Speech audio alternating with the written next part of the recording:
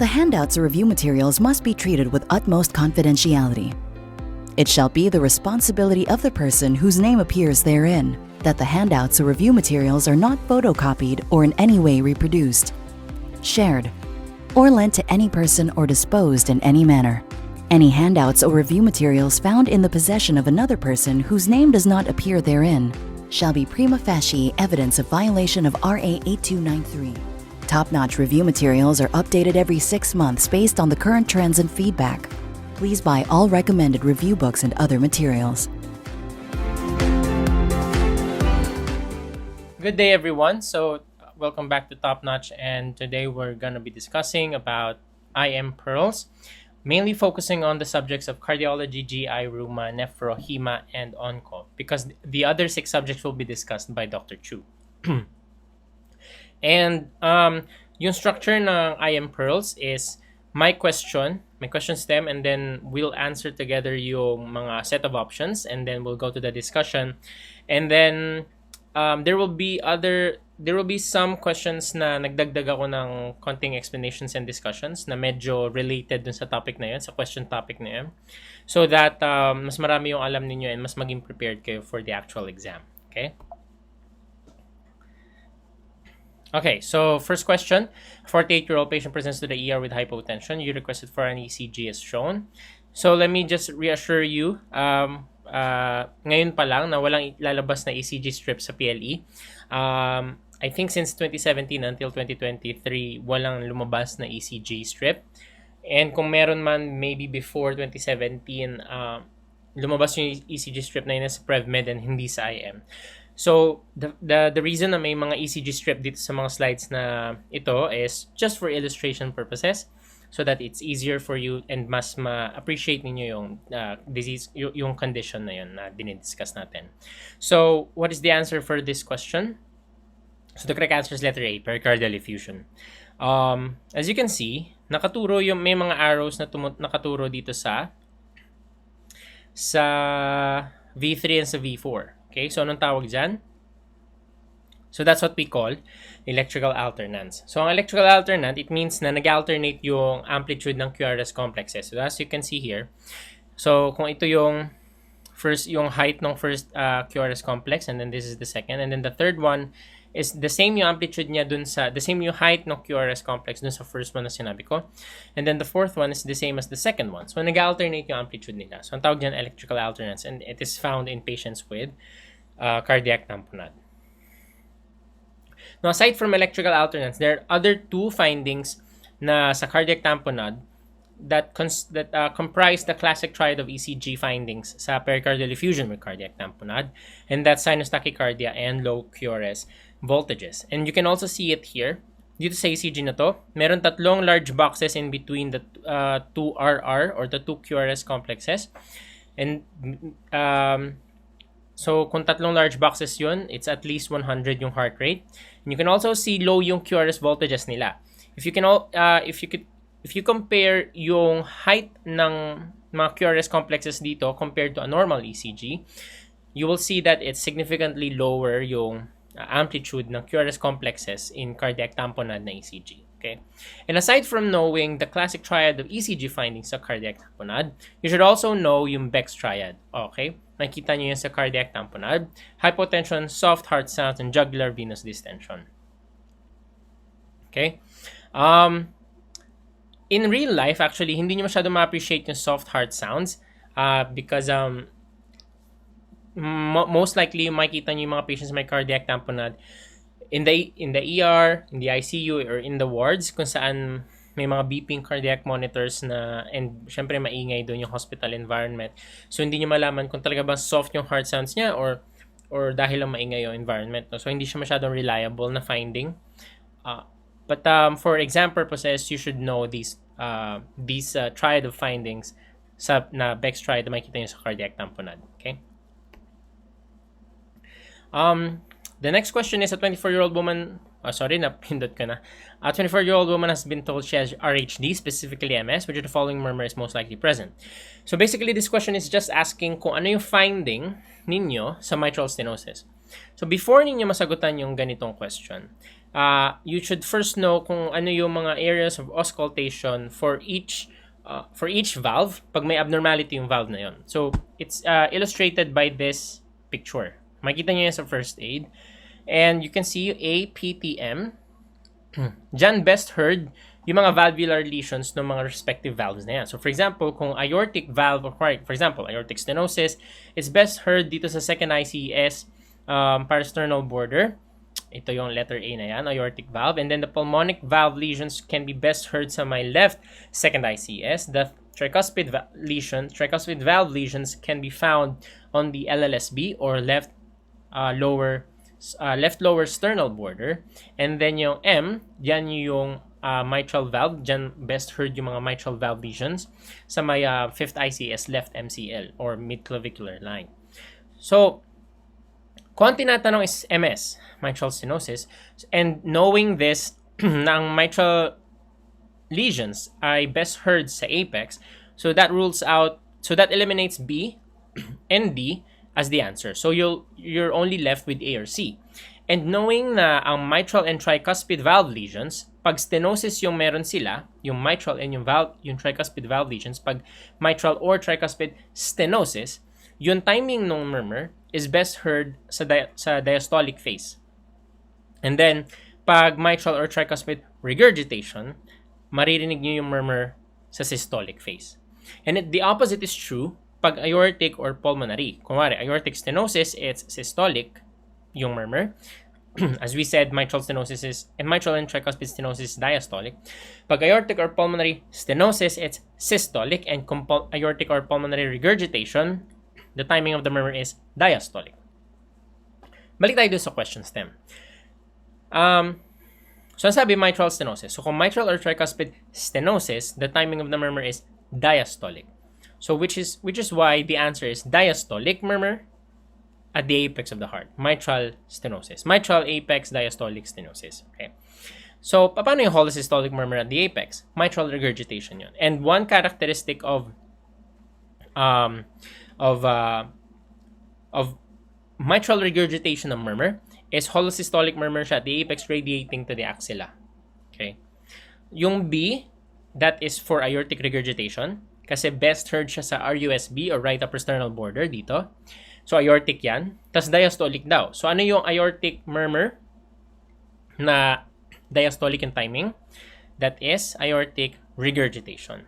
And then, kung RUSB ulit, which is aortic area, and systolic yung murmur, so that's an aortic stenosis. Okay. So, another thing that you should remember for patients with mitral stenosis is yung finding of opening snap sa patients with patients with MS. Okay. And another thing that you should know about MS is yun yung most common cause ng MS is rheumatic fever, which is why yung ating question stem is patient na may RHD. Okay. And another thing aside from knowing na ang opening snap is found in patients with MS, you should also remember na in patients with aortic stenosis, the unique finding na makita nyo dyan is yung tinatawag na pulsus parvus et tardus, which is yung weak and delayed rise nung pulse ng patient. You can only find that sa AS. And as I said kanina, pag MR, holosystolic murmur at the apex radiating to the axilla. Okay? Kung MVP or mitral valve prolapse, it's different from MR pero medyo related sila. Pero pag MVP, yung valvular lesion, makikinig mo mid-systolic click. Okay? Opening snap MS, MVP mid-systolic click. And in patients with PDA or patent ductus arteriosus, what you will find is continuous machinery-like murmur heard best at the left infraclavicular area. Okay, so that's for PDA. Okay, next question. Your patient also complains of frequent palpitation. Yung patient na may RHD, na may MS, nagko-complain din daw ng palpitation. So as you can see here, so this is an ECG na ulit. Again, it's worth repeating na hindi nyo makikita yung ECG strip na to sa tunay na exam. But this is useful for real life situations. As you can see, walang P wave. Okay, walang P wave. Walang positive deflection before the QRS complex. And if you have a caliper or meron kayong papel, mame-measure ninyo na yung height, yung distance from this R to this R, and then this R to this R, and then this R to this R. Ay iba-iba yung distances nila, meaning irregular yung heart rate. And pag irregular yung heart rate and walang P waves, that's AF. Okay. So, the question, which drug can be administered for acute rate control that lacks negative inotropic effect? The correct answer here would be digoxin. Okay. So, lahat sila is kayang may ability for rate control. Okay? Itong 4 drugs na to. Ang metoprolol, meron niyang negative inotropic effect kasi 'di ba beta blocker siya, it blocks the effects of beta 2 receptors sa heart, and ang beta 2 receptors are responsible for increasing the heart rate and the contractility of the heart. So if you nag-administer ka ng beta blockers, it decreases the heart rate and the contractility of the heart. So meaning negative inotropic siya kasi 'di ba when we say a drug is inotropic means cardiac contractility. Chronotropic is about increasing the heart rate kung positive chronotropic siya na drug. And then dromotropic, ang dromo is about the conduction velocity in the AV node. So pag sinabing negative inotropic effect, sino sa mga drugs ito yung may walang negative effect sa contractility of the heart? Ang verapamil and diltiazem, they are both non-dihydropyridine calcium channel blockers. Kasi di ba yung mga dihydropyridine calcium channel blockers, yun yung mga nifedipine, yung mga dipindipine, yun yung dihydropyridine. Yung non-dihydropyridine, sila yung verapamil and diltiazem. And they have a negative inotropic effect din sa heart. And the only one that does not have a negative inotropic effect on the heart is digoxin. Actually, digoxin is the opposite. Digoxin is a positive inotrope. Okay? By ang ginagawa ng digoxin, ang mechanism of action niya, which I don't think wala dito sa slides na to, is it inhibits the action of sodium potassium ATPase. And kung pag na-inhibit yung sodium potassium ATPase, nag-i-increase yung intracellular sodium. So what happens is yung intracellular sodium na yon, so I'll just show it to you, no. So for example, ito yung sodium potassium ATPase na channel, tapos ito yung extracellular space, and then ito yung intracellular space, and then kung yan yung sodium potassium ATPase, lagyan na lang natin dyan ATPase, meron dito ang sodium calcium exchanger. Okay? Lagyan na lang natin dyan. So what happens is, ang ginagawa ni digoxin, ini-inhibit niya to. Ang normal na function ng sodium potassium ATPase is to maintain the balance ng extruding sodium from inside the cell and facilitating the entry of potassium papunta sa loob ng cell. So pag in-inhibit ng digoxin yan, yung sodium hindi na makakalabas. So may ipon dito yung sodium intracellularly. And what happens is, pag naipon yung sodium dito intracellularly, naghahanap sila ng way out of the cell. And yung way out na yan is yung sodium calcium exchanger. Okay? So yung sodium lalabas dun sa exchanger na yon, but in exchange, kaya nga siya tinawag na sodium calcium exchanger, in exchange for that, ay yung calcium na nasa extracellular space ay papasok naman inside the cell. So lalabas ng sodium, papasok ang calcium. So pag pumasok ang calcium, tataas ang intracellular calcium concentration, leading to increased cardiac contractility. Okay, which is why ang digoxin has a positive inotropic effect sa heart. Okay.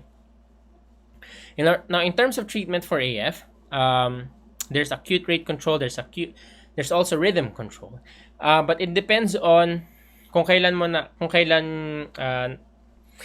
nag-occur yung AF. If it's a new onset AF, meaning the very first episode ng patient na may AF is less than 48 hours. So dapat na-document talaga na it's been less than 48 hours since nagkaroon siya ng AF, no? If ma-document a new onset AF siya less than 48 hours, that is when we do electrical cardioversion. But if hindi mo ma-document na yung patient is kung kailan nag-start yung AF ng patient, di niya maalala, or more than 48 hours na since it's been occurring yung AF niya. Pag more than 48 hours, then we'll stick with acute rate control and we don't do cardioversion. Okay? Pag more than 48 hours. Here's another question na related din sa ating patient na may AFib. 40 female with severe MS complains of palpitation and syncope. Thus, ang BP is 80/50. Ang ECG na pinakita is AFib. What is the next step? So the correct answer here would be cardioversion. Why? Kasi yung patient na may AFib is hemodynamically unstable. So in a patient na hemodynamically unstable, which is defined as hypotension, acute mental status change, or shortness of breath or chest pain, okay? So yun yung apat na signs and symptoms na that define a patient to be hemodynamically unstable. So makikita nyo yan dun sa up to date, no, pag tinignan ninyo. So if a patient with AFib is hemodynamically unstable, ang ginagawa natin is cardioversion. So aside from acute rate control by controlling the heart rate or the rhythm, is kailangan din natin bigyan yung patient na may AFib ng anticoagulation. So first is rate control or rhythm control, and then the second one is anticoagulation. And anticoagulation is recommended for patients with AFib pag ang score ng patient is more than equal 1. Okay? Dati, it was more than equal 2 from Harrison's na 20th edition. Okay? But nagbago na siya dun sa 21st edition ng Harrison's na anticoagulation is recommended na for a score of more than equal 1. Exception for females. Kasi pag female, yung patient, automatically 1 na yung score niya. So, unfair naman yun dun sa females. So, pag females, more than equal 2 yung score dapat. Kasi score number 1 is for being female, and then score number 2 should be either of these sa mga criteria dito sa CHA2DS2-VASc score. So if the patient is a male and may nasatisfy siya dyan kahit isa lang, so anticoagulation is recommended na sa kanya kasi more than equal 1 na yung score niya. So pandagdag lang sa information, so bakit na-single out dito si mitral stenosis and si HCM? Because these are the two conditions na pag meron yung patient na may AFib is merong severe MS and HCM or hypertrophic cardiomyopathy or HOCM, ang tawag nila, HOCM. Pag yung patient is may ganito, automatically dapat sila, kung gagamit ka ng anticoagulant, is dapat naka-warfarin sila and hindi NOACs. Kasi in other conditions na may AFib na walang MS, walang severe MS or walang HCM, okay, ulitin ko, in patients na may AFib na walang severe MS and walang hypertrophic cardiomyopathy or HCM, in those patients, you can opt to use NOACs or yung mga rivaroxaban, apixaban, okay, pwede yun. But if a patient has severe MS and HOCM, hindi ka pwedeng gumamit ng NOACs kasi walang evidence to support na pwede kang gumamit ng NOACs in those types of patients. In patients with severe MS and HCM, ang pwede mo lang gamitin is warfarin. So next question, a 52-year-old man who's a heavy smoker presents with chest pain at the ER and physical examination is unremarkable. ECG shows ST segment depression on leads V1 to 4. Which of the following is characteristic of ischemic chest discomfort? The correct answer here would be letter A, radiating to the right arm. Okay? So yung letter B, radiating to the trapezius ridge, is specifically yan for pericarditis. Okay? So, a patient na may ACS does not have pain. That's what differentiates ACS that's what differentiates pericarditis from patients with ACS. Kasi patients with pericarditis have pain radiating to the trapezius ridge and pain that reaches peak intensity immediately. That's for pneumothorax or for pulmonary embolism.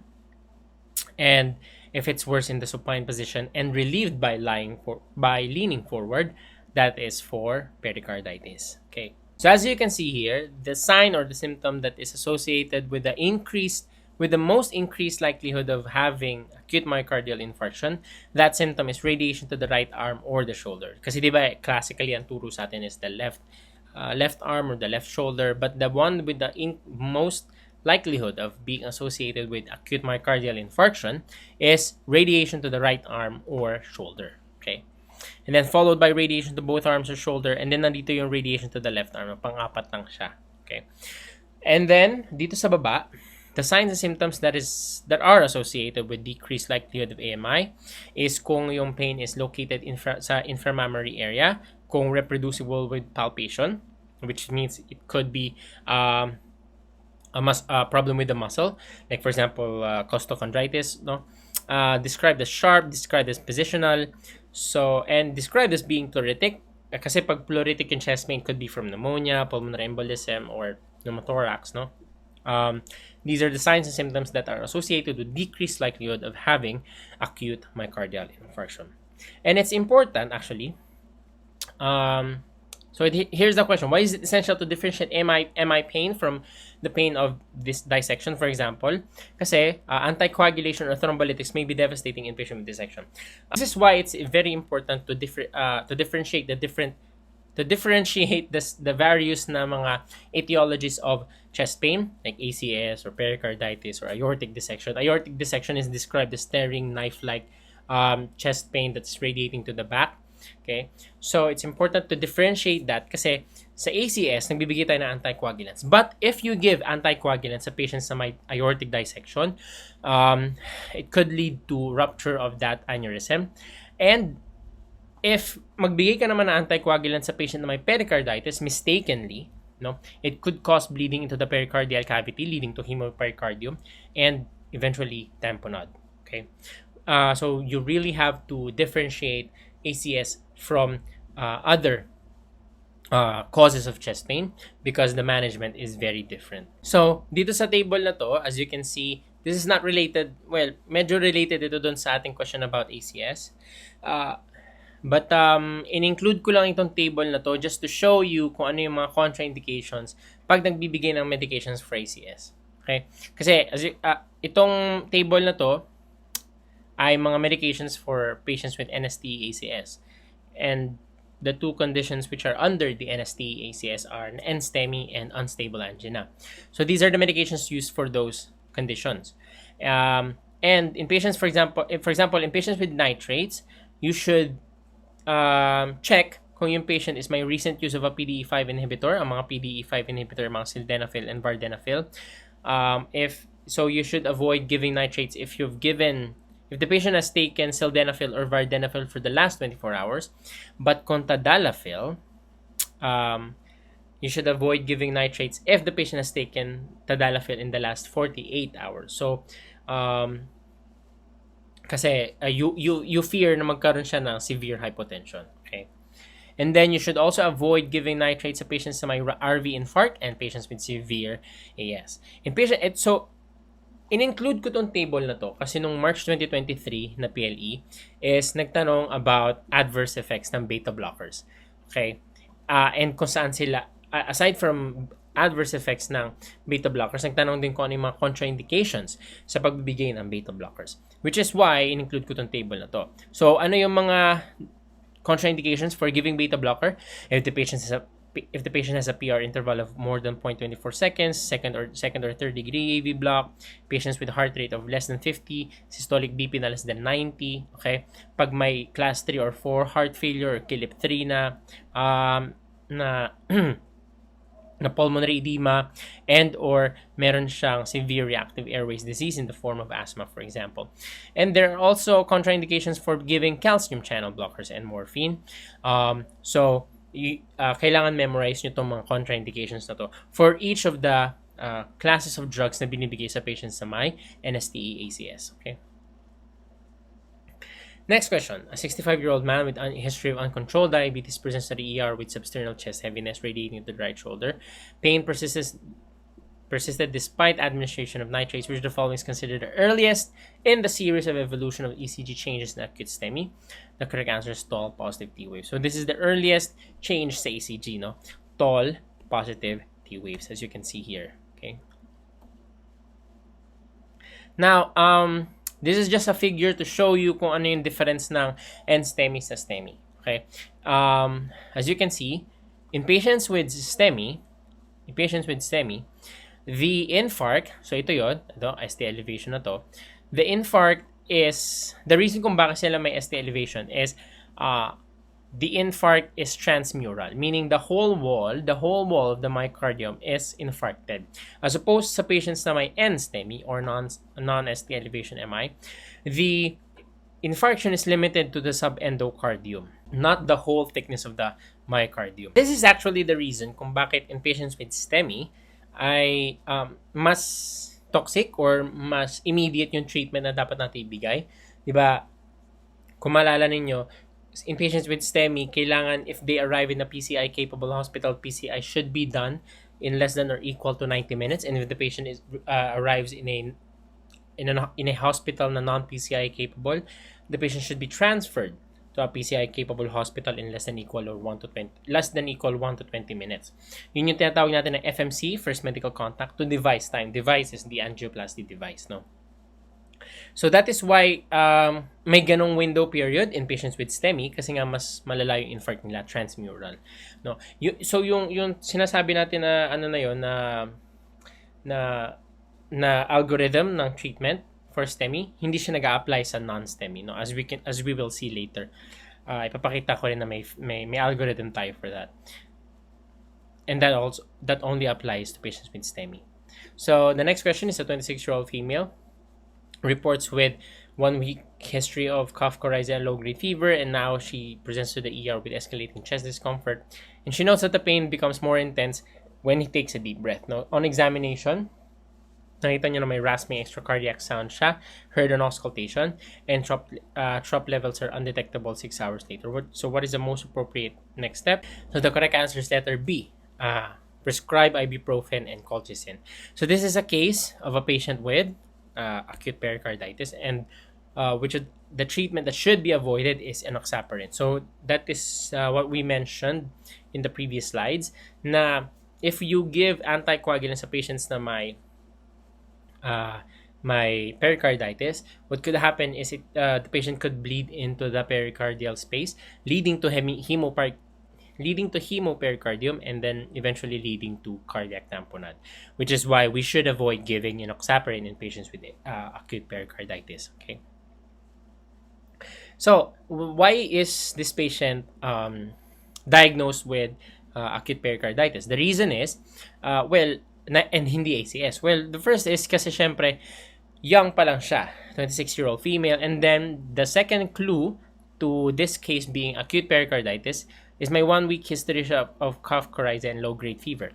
And as you know, in patients with acute pericarditis, there's a fever and the flu-like illness that the patient has had in the last few weeks before siya mag-present with signs and symptoms of acute pericarditis. Okay, and as you can see here, there's a rasping extracardiac sound that heard on auscultation. This is the pericardial friction rub, which is also present in patients with acute pericarditis. Okay.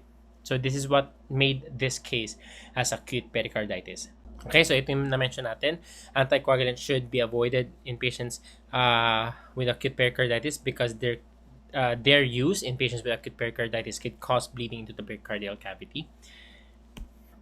Okay, and what is the most urgent step in a patient with pericarditis presenting with hypotension, muffled heart sounds, and elevated JVP? The correct answer is urgent pericardiocentesis. Kasi itong presentation na to, in a patient with acute pericarditis, presenting with hypotension, muffled heart sounds, and elevated JVP. So, na-recognize nyo ba kung ano yan? Hypotension, muffled heart sounds, and JV distension. So, that's the Beck's triad, di ba? So, in a patient with acute pericarditis presenting with Beck's triad, it means na meron yung patient is meron pericardial effusion with cardiac tamponade. And in patients with cardiac tamponade, the thing that we should do urgently is urgent pericardiocentesis. Okay, so next question. A 65-year-old female diabetic presents to the ER with severe substernal squeezing chest pain radiating to the right arm. So, di ba, ito yung question natin kanina, may radiation to the right arm, yung chest pain. So, anong case ito? Syempre, ACS. And the most appropriate next step in patients presenting with ACS is to give aspirin. Okay, this is the most appropriate next step. And if this is a case of STEMI, so ito na yung di-discuss natin, when should fibrinolytic therapy be initiated? The correct answer is should be within 30 minutes. Pero the question is, lahat ba ng patients na may STEMI should receive fibrinolytic therapy in the form of maybe Retaplase or mga streptokinase, pero actually hindi na masyadong ginagamit yung streptokinase. Retaplase, Alteplase, the answer is no. Okay, you only give fibrinolytic agents in patients with STEMI if the patient is initially seen at a non-PCI capable hospital. So if a patient comes to the hospital na non-PCI capable, the first thing na kailangan nyo i-decide is kaya ba nating i-transfer yung patient from that non-PCI capable hospital papunta sa PCI capable hospital? Kaya ba nating i-transfer siya in 120 minutes or less? If that is not possible, dahil siguro several kilometers away pa yung nearest na PCI capable hospital, if that is not possible, meaning yung travel time is more than equal 120 minutes, that is when we administer fibrinolytic agents, okay? And the fibrinolytic agents, like for example, Alteplase or Retaplase, should be given to the patient within 30 minutes na dumating siya dumating siya dun sa non-PCI capable hospital. As you can see here, administer fibrinolytic agent within 30 minutes of arrival when anticipated FMC to device time. So pag sinabing FMC to device time is first medical contact dun sa ER, papunta sa device is angioplasty device. If the FMC to device time is more than 120 minutes, ibig sabihin, more than 2 hours yung travel time from that non-PCI capable hospital papunta sa PCI capable hospital. If that is more than 120 minutes, then you should administer fibrinolytic agent within 30 minutes. But if the patient arrives in a non-PCI capable hospital and you can transfer him in 120 minutes or less, then transfer him to the nearest PCI capable hospital in less than 120 minutes. Okay? Which is why dito sa tanong na to, if this is a case of STEMI, when should fibrinolytic therapy be initiated? Within 30 minutes. Okay. But if the patient arrives in a hospital na PCI capable, and then from arrival ng patient sa ER, from first medical contact to device time, angioplasty device time, there's a window period of only 90 minutes or less. Okay, so that is if the patient arrives in a PCI capable hospital. Okay, so as I said kanina, this is for a STEMI patient only. Itong management na to. So sabihin ganito ka-toxic siya, no? Kasi nga transmural infarct ng patient na may STEMI. So itong algorithm na to does not apply for patients na may non-STEMI or even in patients with unstable angina. Okay, so these are just some examples of fibrinolytic agents that we can give dun sa patients na may STEMI. Okay, so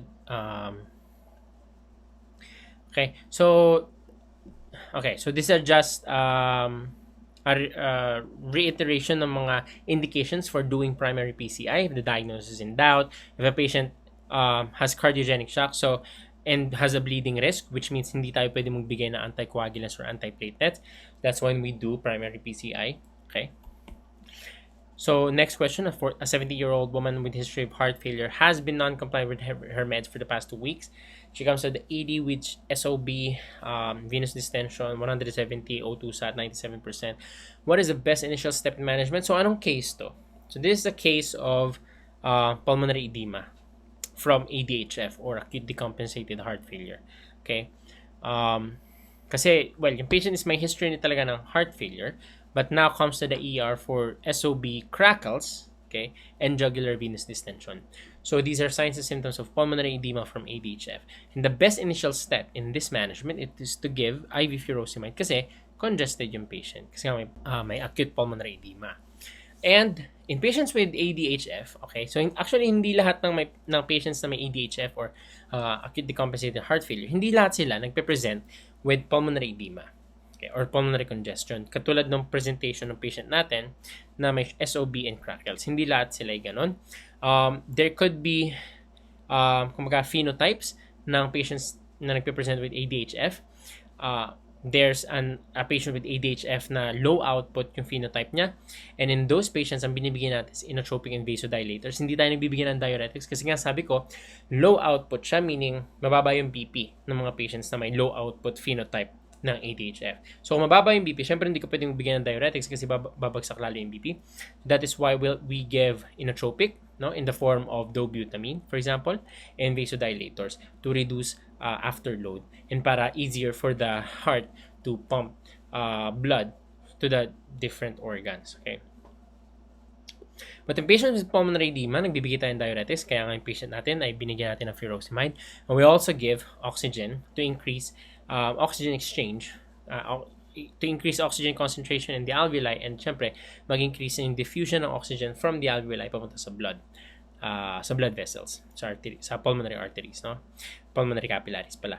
And then the third phenotype in patients with ADHF is the cardiogenic shock na ADHF, kung saan nagbibigay din tayo ng inotropes to increase cardiac contractility in the form of dobutamine. So, next is itong discussion ng BNP. So, in-include ko so this is a concept that is related sa discussion natin ng topic ng heart failure. And in-include ko tong slide na to kasi based sa feedback ng students from the March 2023 PLE is tinanong yung BNP kung saan siya ginagamit daw na condition. So, the answer there would be heart failure. Pero actually, hindi lahat ng patients na may heart failure ay kinukunan mo ng BNP. Okay? Hindi siya left and right. So, patient na nire-request. Kasi actually, the diagnosis of heart failure is clinical. Meaning, if the patient presents with history and physical examination suggesting heart failure, then we can diagnose that patient as having heart failure. But if the patient presents to you na medyo alanganin ka sa pag-diagnose ng heart failure, kasi, for example, a patient comes to the clinic with bipedal edema, hindi lang naman heart niyo pwedeng magkaroon ng bipedal edema na sign eh. If a patient has edema or bipedal edema, there could be 3 organs that you should be thinking of that may be causing that edema. Could be the heart, the liver, and the kidney. Okay? So, if you're doubtful dun sa diagnosis mo ng heart failure and gusto mo lang talaga makasure, hindi straightforward yung signs and symptoms ng patient supporting the diagnosis of heart failure, then that's the time na mag-request ka ng pro-BNP. Okay? Okay, as you can see here, NT-proBNP is useful to support clinical decision making in the setting of clinical uncertainty or with concomitant lung disease. So if a patient has shortness of breath, hindi lang naman heart yung pwede mag-create na shortness of breath. It can also be from COPD. So if a patient has shortness of breath, then and you're doubtful kung galing ba siya sa lungs or sa heart or specifically heart failure, then you can request NT-proBNP. Okay. So, this is supported. So, this is from Harrison's, itong screenshot na to. And this is from UpToDate. Just to support, actually, hindi nagtatanong ng, hindi ginagamit ng UpToDate as a reference to the PLE, pero in-include ko lang to dito just to reiterate na ang pro-BNP ay hindi ginagamit left and right sa patients na may heart failure. Kasi nga, ginagamit lang ang NT-proBNP in the evaluation of patients when suspected heart failure or when the diagnosis is uncertain. Okay, so saan mo lang gagamit ng pro-BNP. Next question. A 20-year-old man who plays basketball in college varsity, crescendo, decrescendo, systolic murmur, tapos, on echo, meron daw thickened ventricular septum with systolic anterior motion of the mitral valve. So the question is, which maneuver will decrease the intensity of the murmur? The correct answer is squatting. Okay? So, this question topic is one of the most frequently asked questions in the PLE. Yung kung anong maneuvers yung magpapa-increase or magpapa-decrease ng intensity of the murmur. And it is best summarized in this table. As you can see, halos lahat ng cardiac murmurs are increased if you increase the venous return to the heart. Okay, ulit. If you increase the venous return to the heart, if you increase the venous return, most of the cardiac lesions will increase din yung murmur nila, except for 2. Okay, HCM and MVP. Okay? Kasi if you increase the venous return to the heart, yung murmur ng HCM and ng MVP will decrease. Okay? So, opposite siya sa most cardiac lesions. Okay?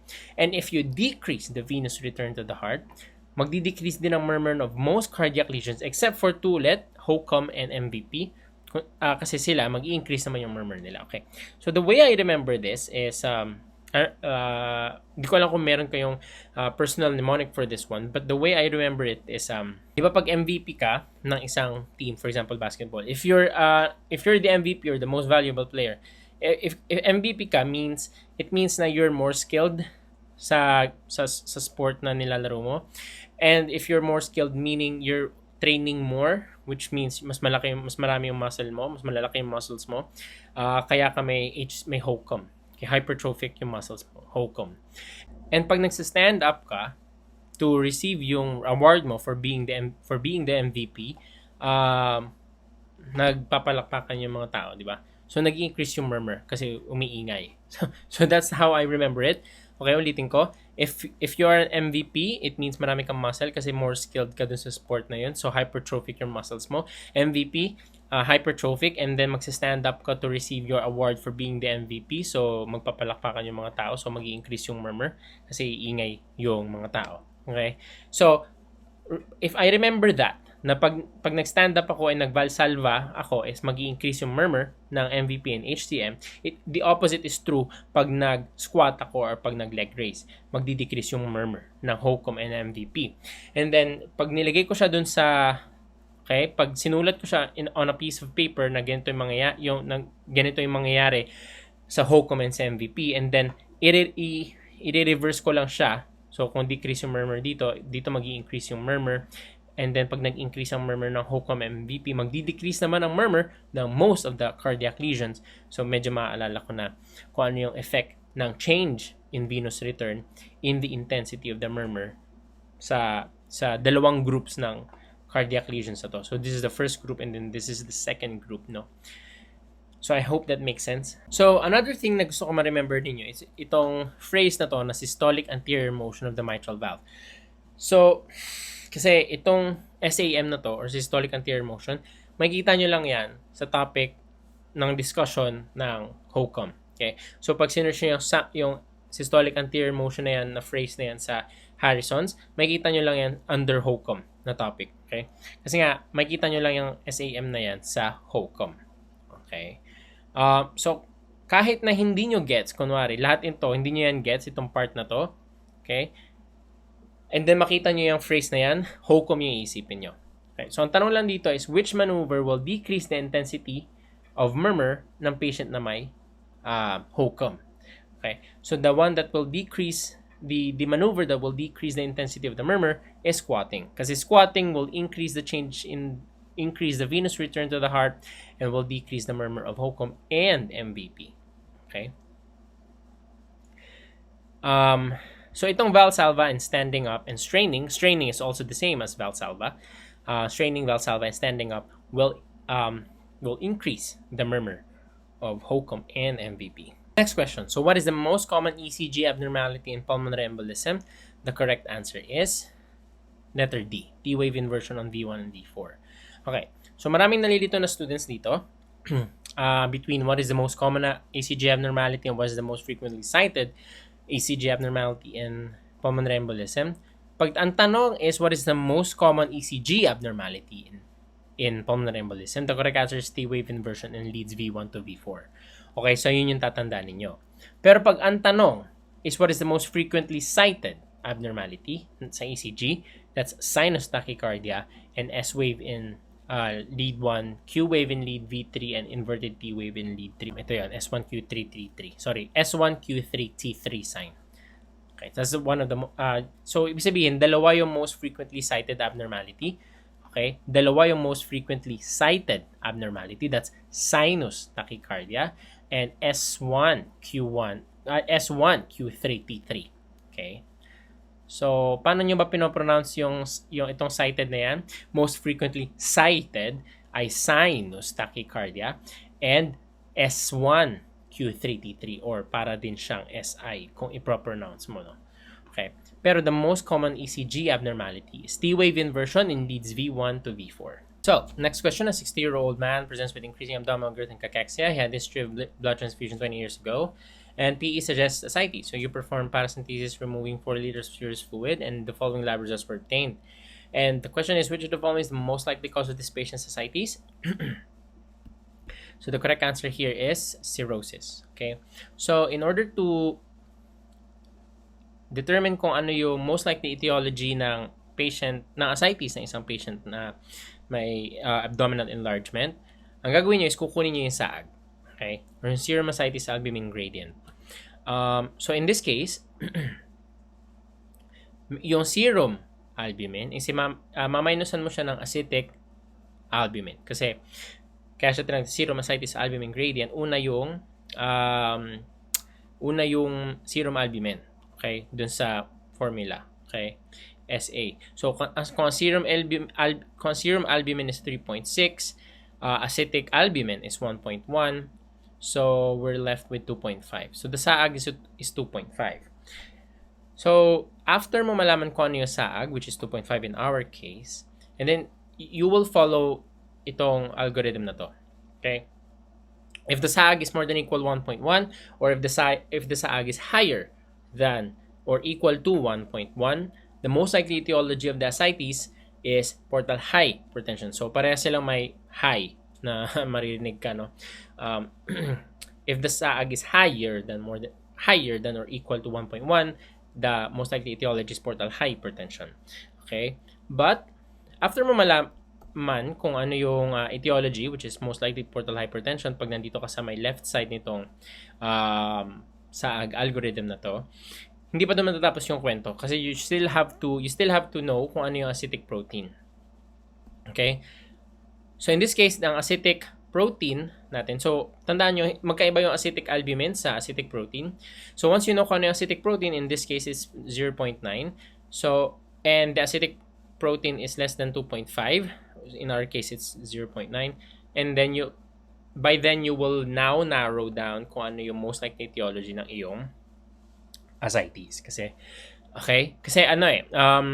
at the start, napakarami na dapat may consider. Pero after doing the SAAG, you will now be left with only 3 possible etiologies. Okay. So, among these, cirrhosis lang yung nandun of the 3 na matitira dun sa ating differential diagnosis. Kasi heart failure would be the answer if the acetic protein is more than equal to 2.5. Okay. Tuberculosis and nephrotic syndrome would be the answer if the SAAG would be less than 1.1. Okay. So I hope that's clear. The next question is, which of the following is the correct interpretation of the following serologic panel? The correct answer here is letter B, chronic active hepatitis B, or also known as chronic hep B. Okay, kahit hindi nyo na isama yung word na active, pwedeng chronic hep B lang. And the reason kung bakit natin na-consider na chronic hep B siya is because positive yung HB-Sag and positive yung anti-HB core IgG. Okay, as you can see here sa table na to, kung positive yung HB-Sag and then positive yung anti-HB core IgG, that's chronic hep B. But there are 2 variations ng chronic hep B. Merong chronic hep B with high infectivity and chronic hep B with low infectivity.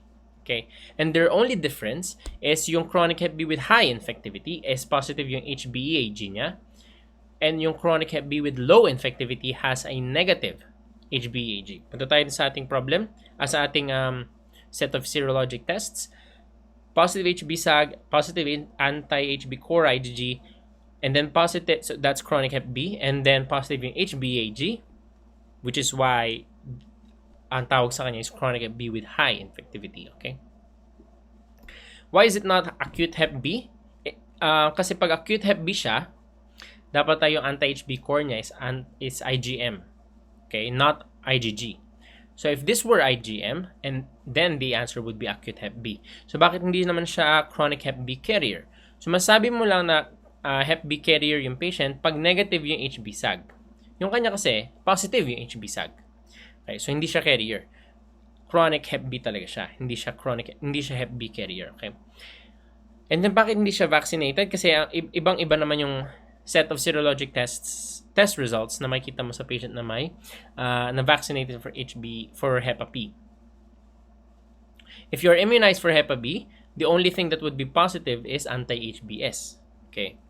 Yung kanya, okay, wala siyang anti-HBs. Okay? Which is why hindi siya hindi yun yung answer, yung vaccinated. Okay. Let's go to this slide. Now in this slide, you can see na in-include ko to kasi based on the March 2023 PLE feedback is sinasabi nila na may question daw doon na it's asking about the etiology of the jaundice.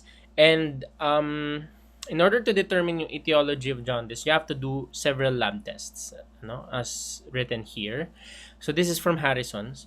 And based on the results of those lab tests, you will know kung ano yung most likely etiology ng jaundice. So if there's isolated elevation of the bilirubin, then you'll be, pwede mo ma-narrow down agad yung set of differentials mo. Okay?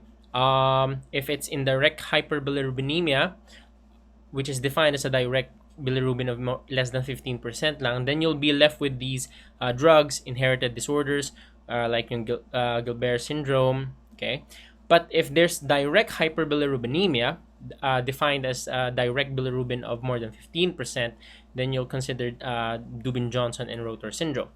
But pag hindi lang yung bilirubin yung elevated, like hindi lang bilirubin elevated, yung ALT, AST, ALK phos yung elevated, then you can consider more differentials. So the way you interpret it is if the ALT and AST is elevated out of proportion sa ALK phos, ang tawag doon is hepatocellular pattern ng lab tests. Okay? Pag sabing hepatocellular pattern, it could be hepatitis. Okay? It could also be from toxins. Okay? But if the ALK phos, on the other hand, if the ALK phos is out of proportion, elevated out of proportion to the ALT AST, then most likely ang etiology of the jaundice is cholestatic. For example, merong patient na may cholelithiasis, may gallstone, may cholesterol stone sa common bile duct that's obstructing that tube, okay, leading to obstructive jaundice. Pag nangyari yon, the ALK phos would be elevated out of proportion to the ALT/AST. Okay, and then you'll be doing the set of tests na sinasabi dito when you go down this algorithm. Okay. So next question, a 23-year-old male from Mindoro complains of progressively enlarging abdomen. He underwent ultrasonography, which was typical periportal or pipe stem fibrosis. And he traveled to Manila for further consult the ER, the PGH patient at hematemesis. What is the next best step in assessing this patient? So the correct answer here is letter A, measure the heart rate and blood pressure. So actually, ito talaga yung minention sa Harrison's na the best way to initially assess a patient with GI bleeding is to measure the heart rate and the blood pressure. Why? Kasi it depends sa if the patient is hemodynamically stable or not, kung ano yung next steps of management dun sa patient. Okay? And aside from that, is syempre, alam naman natin, in a patient in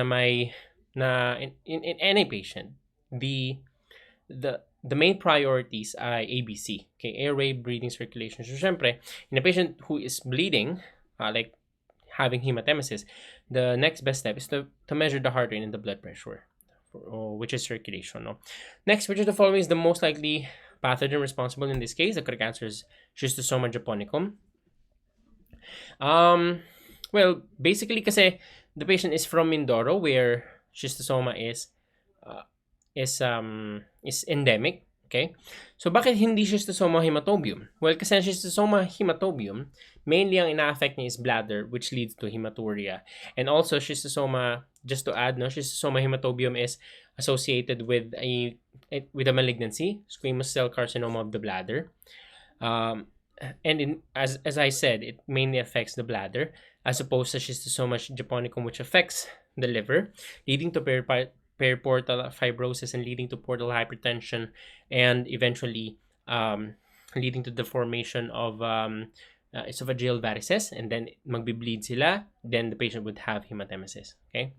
Paragonimus westermani, ito yung nagpe-present ng weight loss, night sweats, and hemoptysis. Kaya siya basta yung presentation niya is the same as a patient with tuberculosis. Okay, it doesn't present with hematemesis, it presents with hemoptysis instead. Okay, and Itong Schistosoma japonicum na yun, together with Schistosoma mansoni, these are the two types of schistosoma na pwedeng mag-cause ng periportal or pipe stem fibrosis. Okay? Next question, a 50-year-old obese man, alcoholic with history of gallstone, presents to the ER with epigastric pain radiating to the back. Lab tests show normal amylase and lipase. So which of the following is the most important treatment intervention? The correct answer here is IV fluid resuscitation. Okay? So it could be confusing. Actually, ni-reveal, tinanong talaga to, I think, October 2022 or March 2023, na may patient nga na ganito, epigastric pain radiating to the back pero normal yung amylase and lipase. In this case, the diagnosis should still be acute pancreatitis. Why?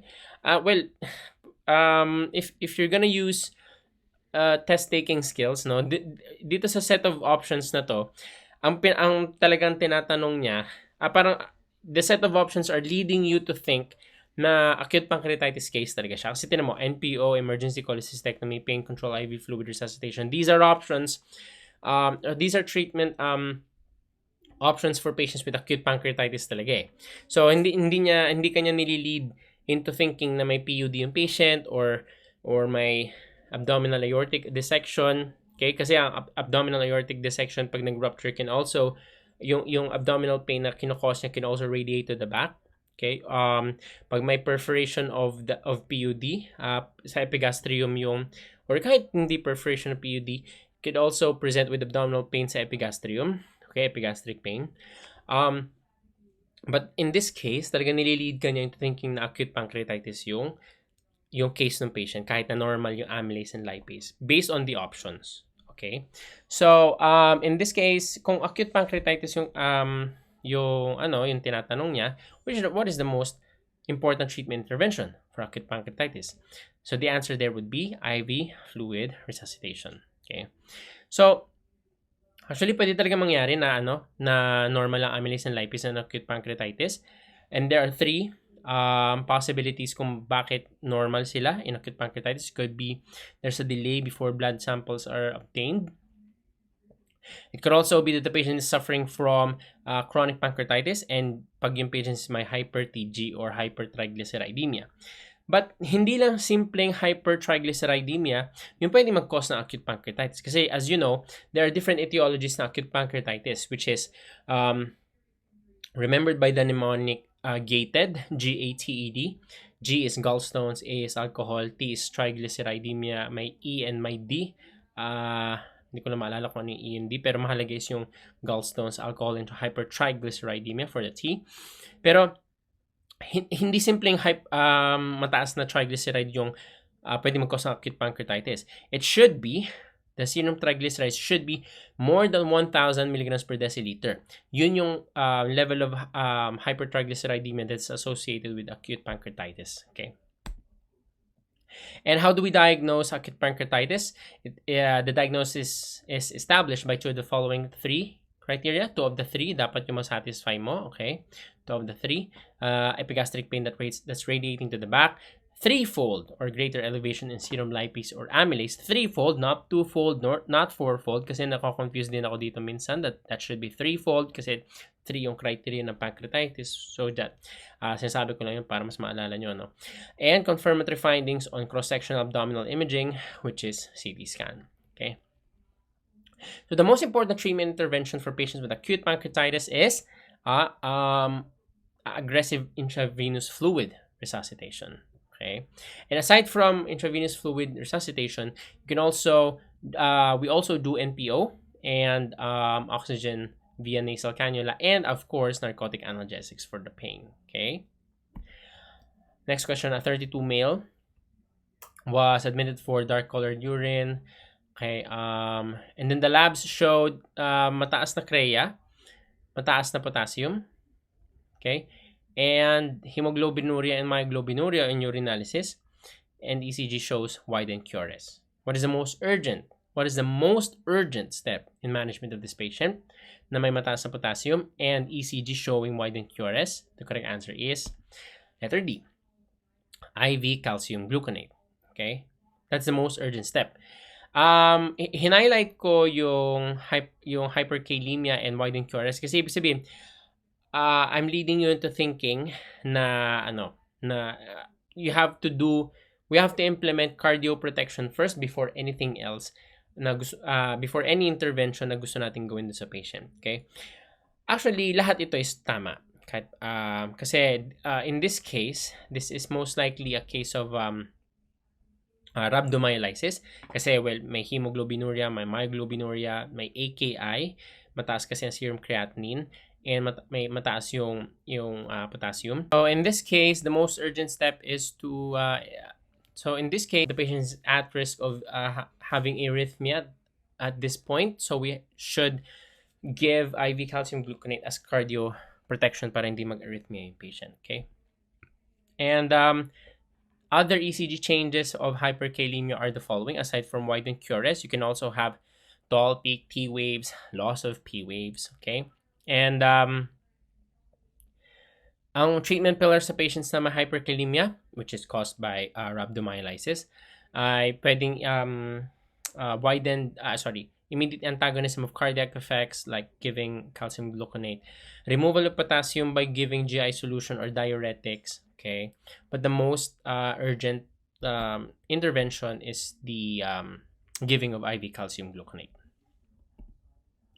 Next question, a 60 male with CKD. May CKD na talaga siya. Brought to the ER for nausea, confusion, lethargy, epigastric pain, and anuria of few days. And then, mukhang congested din yung patient. Okay, may distended neck veins, may pallor, and then may decreased breath sounds bilaterally, baka pleural effusion from water retention. And then meron din siyang distinct heart sound systolic murmur at the right upper sternal border. Now, ang labs na pinakita is may potassium na 6.5, mataas na CREA, calcium, okay, na mababa, okay, hypocalcemia, anemia, and peak P waves, which is the most appropriate therapy for this patient. So the correct answer is letter D, urgent hemodialysis. Why? Kasi itong patient na to may CKD is may signs na siya of uremia. Okay? Kasi ang signs of uremia in a patient with CKD is anorexia, nausea, confusion, okay, epigastric pain. So yun yung mga signs and symptoms ng patient na may CKD na siya ay nag-uremia na. So in this case, we should really do urgent hemodialysis. Okay. Actually, pwede rin namang sagot yung IV insulin and glucose. Okay, kasi ang ginagawa ng insulin and ito yung tinatawag natin na IV GI solution, glucose and insulin solution. Kasi ang ginagawa ng insulin is pinapapasok niya yung potassium from outside the cells to inside the cells to lower the potassium in the blood. But the more appropriate na answer in this case is urgent hemodialysis. Okay. So i-include ko lang tong picture na to para ma-picture out ninyo kung paano pinapapasok ng insulin ang potassium from outside the cells to inside the cells, kung bakit nagwo-work ang intravenous GI solution sa patients na may hyperkalemia.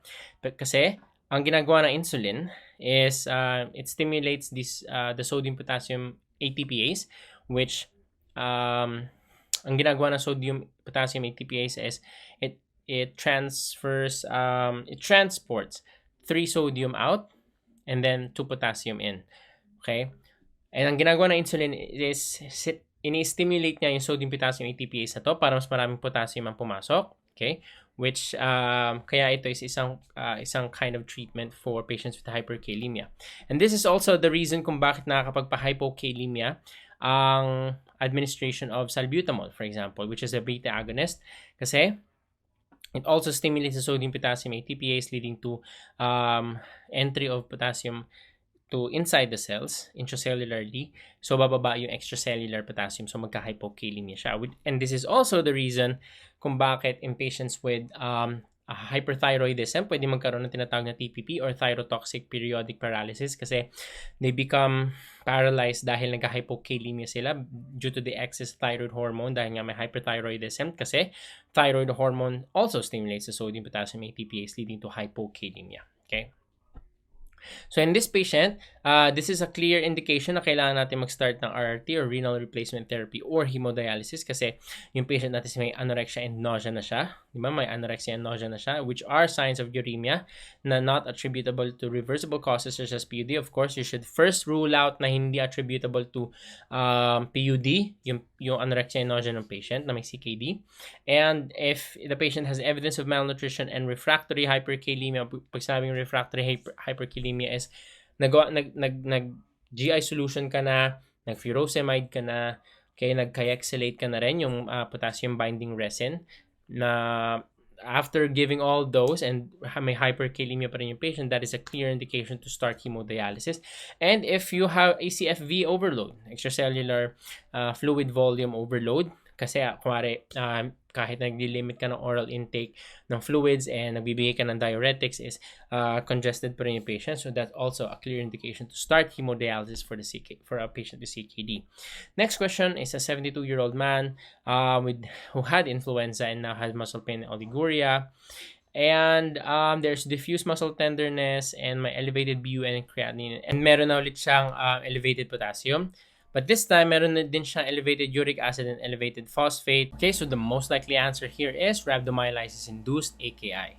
Okay, so as you can see, yung diffuse muscle tenderness and the increasing BUN and creatinine and elevated potassium and elevated uric acid and elevated phosphate, they are consistent with the signs and symptoms of rhabdomyolysis. Kasi in rhabdomyolysis, there is destruction of myocytes, which leads to the spilling of normally intracellular na ions, nagsispill out sila into the blood, which is why elevated yung phosphate, which is an intracellular anion, and elevated din yung potassium, which is an intracellular cation. And dahil elevated sila, it means na normally intracellular sila, so it means na merong destruction of myocytes or destruction of cells. Okay, so which is why ang diagnosis is most likely rhabdomyolysis-induced AKI. And hindi lahat ng elevation of creatinine ay pwede mo sabihin na AKI. There is a criteria for AKI. Kahit any lang ang ma-satisfy mo dito sa tatlong criteria ng AKI na ito. Kahit may ma-satisfy ka lang na isa, is pwede mo na siyang tawagin na AKI, which is a serum creatinine rise from baseline of at least 0.3 within the 48 hours, or at least 50% higher than baseline within 1 week, or a reduction in urine output of less than 0.5 ml per kilo per hour for longer than 6 hours. Kasi normally, di ba?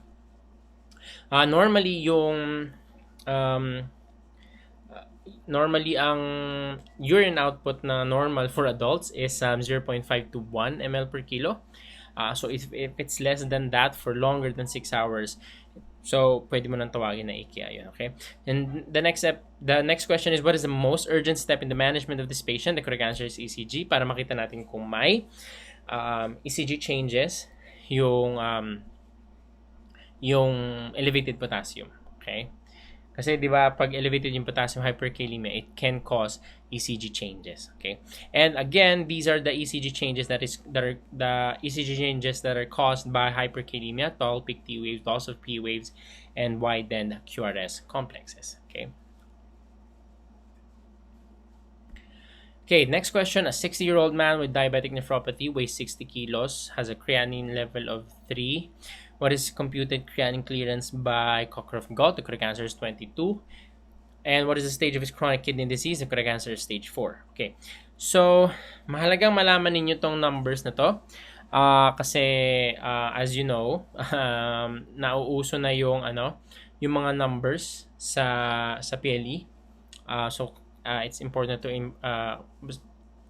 to remember or to memorize numbers na from this point on. So mako-compute nyo yung Cockcroft-Gault using this formula.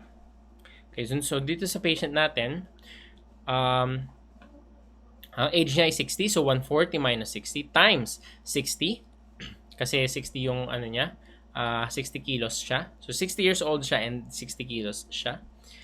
And then divided by 72, which is a constant, as you can see here, 72 is a constant. multiplied by 3, which is the creatinine ng patient, 3. Okay? So, if this were a woman, kasi di ba man yung patient natin, if this were a woman, yung result na 4,800 as the numerator, yung 4,800 na result, i-multiply mo pa siya sa 0.85 pag woman yung patient. Okay? Pero since the man ito, hindi na natin siya minultiply sa 0.85. And then after determining kung ano yung creatinine clearance based sa Cockcroft-Gault, ano yung the next question is what is the stage of his chronic kidney disease? You also have to remember itong figure na to. Okay? So yung patient natin is 22, yung eGFR niya. Okay? Yung creatinine clearance na compute natin. So stage 4 siya. Okay? And aside from memorizing itong values na to, para masabi ko ano stage yung CKD, you also have to remember ano yung albuminuria categories ng patient. If it's less than 3 milligrams per millimole or less than 3 milligrams per gram, it's A1. And the severely increased na albuminuria is defined as more than 300 milligrams per gram or more than 30 milligrams per millimole na albuminuria. Okay. Next question, a 27 female presents with few days history of dysuria, frequency, urgency, and occasional episodes of gross hematuria. No fever, flank pain, or vaginal discharge and other systemic complaints. What is the most likely diagnosis? The cancer cystitis. And the treatment of choice is fosfomycin 3 grams single dose. Okay. Now, paano natin nasabi na may cystitis siya or lower UTI? The fact na meron siyang dysuria, frequency, and urgency, and my gross hematuria, we can already clinically diagnose yung patient as to have cystitis, okay, or lower UTI. If the patient has unilateral back or flank pain, at the same time na may dysuria, frequency, and urgency siya, that's the time na sasabihin natin na meron siyang upper urinary tract infection or tinatawag na acute pyelonephritis. Okay? But, pwedeng mangyari na wala siyang flank pain. Pwedeng mangyari na may dysuria, frequency, and urgency siya pero wala siyang flank pain. Wala siyang flank pain but meron siyang fever. Okay? At that point, pwede mo siyang tawagin na acute pyelonephritis agad. Why? Kasi fever is the main distinguishing feature ng acute pyelonephritis as versus cystitis. Kasi di ba pag cystitis, ano lang siya, lower UTI infection. Lower urinary tract infection. Okay? But pag may fever na yung patient, automatically acute pyelonephritis na siya. Okay? Because that is the main distinguishing feature, the presence of fever. Not flank pain. Okay? Not flank pain. So what is the treatment of choice for this patient? Is fosfomycin 3 grams single dose. And let me just remind you na in patients with acute cystitis, na walang fever, syempre kasi nga acute cystitis lang, may dysuria lang for example, or may frequency lang for example, pwede mo na siya i-treat agad with antibiotics. Kasi urinalysis is typically not a requirement for treating patients with acute cystitis. For diagnosing and treating patients with acute cystitis. Okay? But if the patient has fever and maybe dysuria, so matatawag mo siya na acute pyelonephritis, that's the time na recommended ang urinalysis and urine culture. Okay? Kasi upper UTI na siya eh. Pyelonephritis na siya eh. Kailangan na natin ang urinalysis and urine culture. But if it's just a simple cystitis, you don't need a urinalysis to diagnose and to treat the patient. Okay? So I'm emphasizing this kasi hanggang ngayon nakakita pa rin ako ng mga GPs and even internists, no, na consultants na ang consideration lang naman ay cystitis pero nagpapa-urinalysis pa rin before and after mag-give ng antibiotics. So it's unnecessary and it's not cost effective, no? So as you can see, these are some of the other antibiotics na pwede natin gamitin sa acute uncomplicated cystitis. We have fosfomycin, we also have nitrofurantoin. But medyo hassle ito sa patients kasi lalo na kumare nitrofurantoin given for 5 to 7 days. Minsan hindi na nila natatapos yun kasi maybe on the 4th day, nawala na yung symptoms, so hindi na nila complete yung antibiotics. So fosfomycin na single dose lang is better, I think. Lalo na in terms of compliance, no? Next question, a 31 female consults for worsening fatigue, history of menorrhagia, but no PND orthopnea or other signs of heart failure. And the PE showed pale palpebral conjunctiva and grade 2 to 3 systolic murmur at the apex. What is the best initial test for this patient? The correct answer here is CBC with peripheral smear. Why? Kasi, well, may bleeding siya and may pale palpebral conjunctiva. So, it's most likely anemia. So, the best initial test for this patient na most likely may anemia is CBC with peripheral smear. Okay. She then hands you over copies of her previous CBCs showing her hemoglobin is falling from 11 to 8 in 3 months. And her latest CBC showed low MCV and MCH, which the following is the most likely etiology for her anemia. The correct answer here is letter C, iron deficiency anemia. Okay. Iron deficiency anemia yung diagnosis ng patient based on the fact na low yung MCV and MCH niya and mababa yung kanyang hemoglobin. Okay? So, bakit hindi folate or vitamin B12 deficiency? Kasi pag ang folate and vitamin B12 deficiency, they would present with an MCV na more than 100 or macrocytic anemia. Yung patient natin is may microcytic anemia kasi low yung MCV. Okay? So that leaves us with just IDA versus inflammation. So, bakit hindi inflammation? Pwede rin naman na microcytic ang inflammation, no? Well, the reason is doon sa stem. Yung stem, ang sinasabi is may menorrhagia siya. Okay? So, may chronic bleeding siya. Hindi naman sinabi na meron siyang chronic disease like maybe SLE or CKD. So, yun yung mga chronic disease na pwedeng mag-lead to anemia of chronic disease na kind of anemia. Okay? So, yung patient walang ganun. May chronic bleeding lang siya which leads to iron deficiency anemia. So actually, mas madaling ma-distinguish yung anemia of chronic disease sa IDA if you only had ferritin. Kasi in patients with anemia of chronic disease, they would have normal to increased ferritin, meaning mababa yung hemoglobin nila but mataas or normal yung kanilang iron stores. Kasi nga may anemia of chronic disease sila. Kasi diba in chronic disease, the liver produces IL-6 and IL-6 leads to the production of hepcidin, and hepcidin prevents the exit or prevents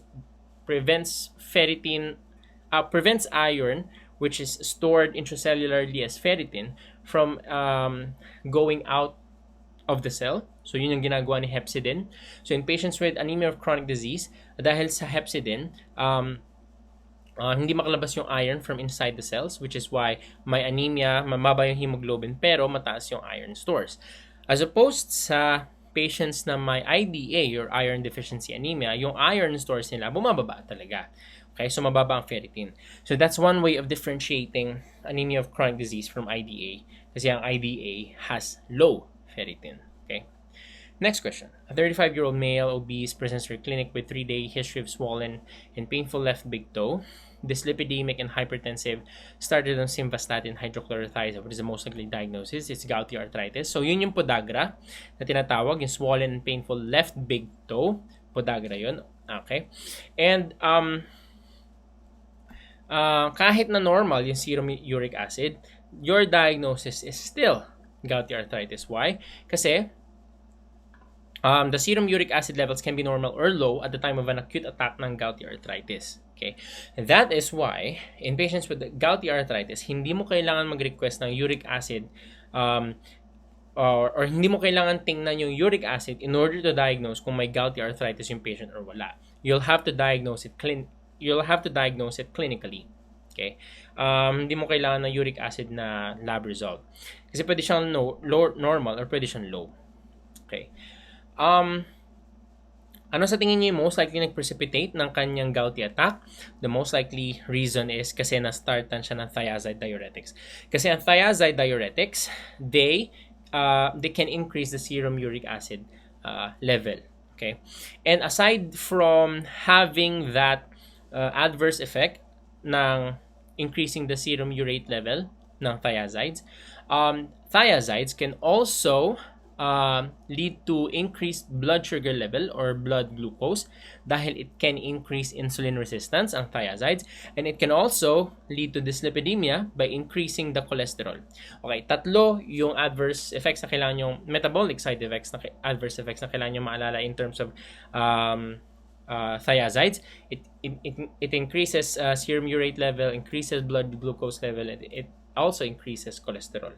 Okay, which is why higher doses of thiazides are not recommended kasi most commonly lumalabas yung mga side effects na yun pag mataas yung doses ng thiazides. Okay,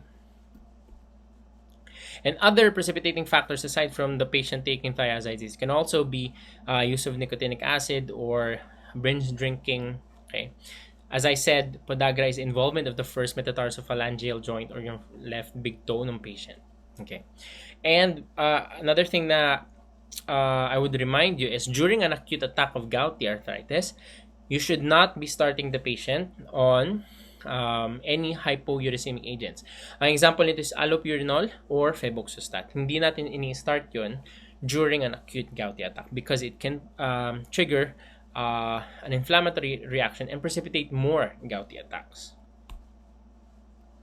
Next question. A 40 female presents with an 8-week history of hand joint pain with morning stiffness lasting for more than an hour. The most likely diagnosis is RA kasi more than an hour yung morning stiffness. Aside from the morning stiffness being more than an hour, kung bakit most likely it's RA and not OA, is the patient is a 40-year-old female. Okay? Most likely kasi di ba in osteoarthritis, age is the most potent risk factor. Okay, ulitin ko, in osteoarthritis, age is the most potent risk factor. So, it's most likely lumalabas yun mga 60 to 70 years old. But in this patient, 40 pa lang siya and female siya. Female kasi mas predisposed sa having autoimmune conditions. And it's also, and RA is also more common in females. No? In the same way that SLE is also more common in females. So in this case, a 40 female with morning stiffness and also yung hand joint pain. Okay? Kasi in OA, most commonly na-affect is yung mga weight-bearing joints, yung hips, yung knees. Okay? But in this patient, ang affected with arthritis is hand joints. So it also points towards RA instead. And which of the following is the most frequently involved joints in RA? The correct answer is wrist. Why? Because yung knee and yung hip are weight-bearing joints, which are more commonly affected sa OA. It's not dip kasi walang dip involvement sa RA, walang distal interphalangeal joint involvement sa RA. Okay, the most commonly or most frequently involved joints in patients with RA are MCP and PIP and yung wrists. Okay. So this is a very good table that summarizes yung difference ng OA and RA. OA is less than 30 minutes ng morning stiffness. RA is more than an hour.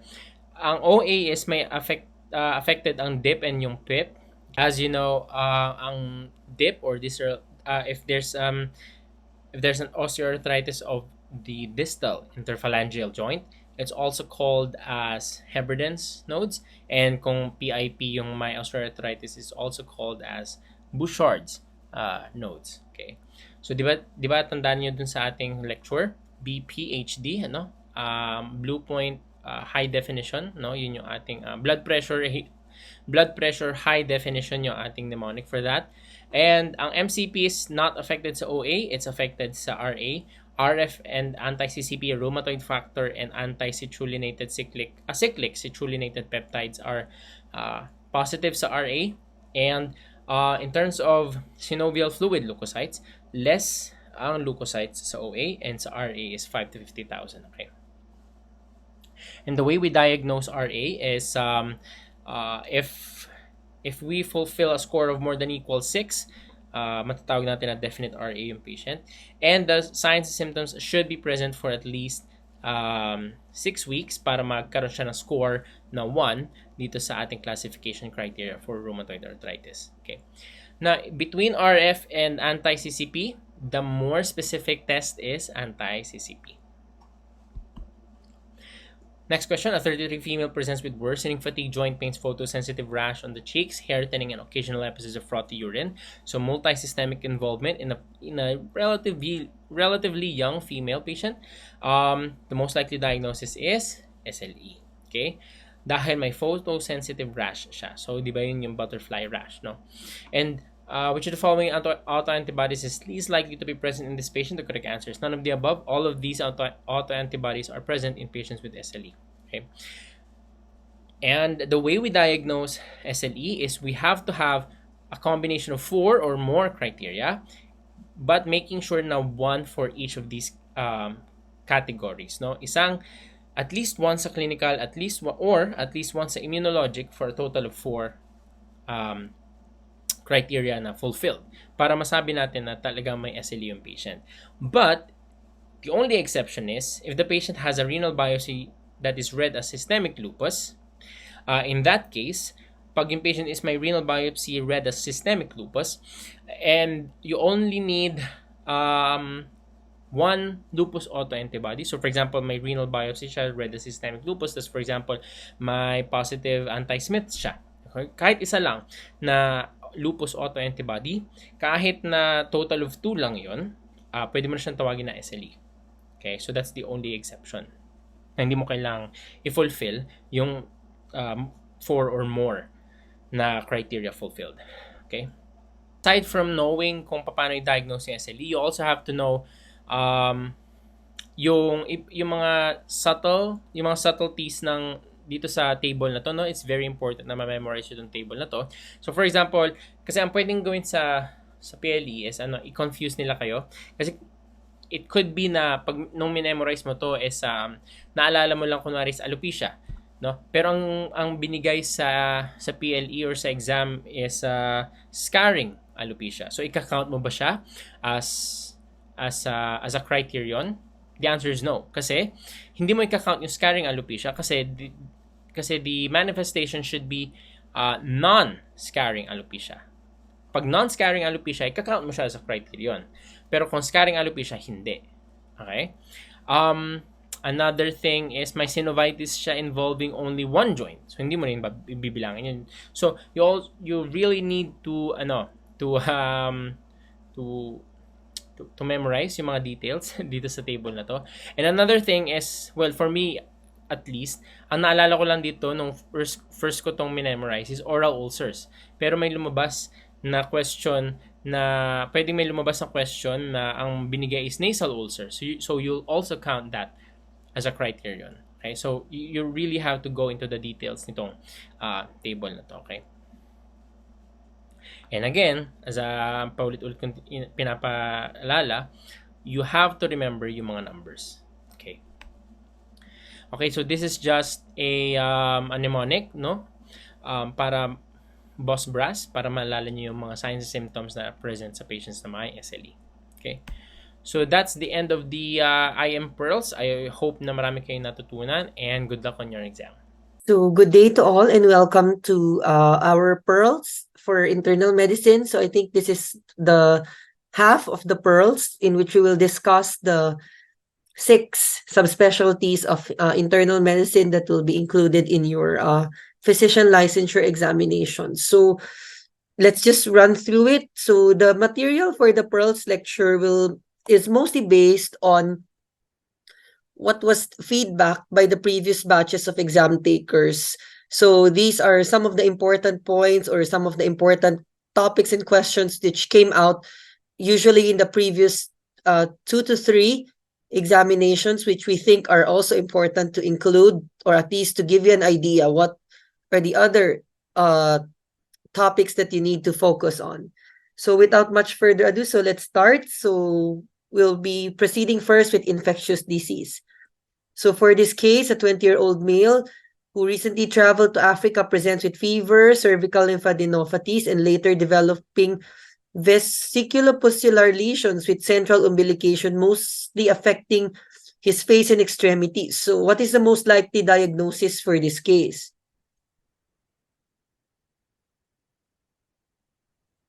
So the correct answer for this question is letter D, monkeypox.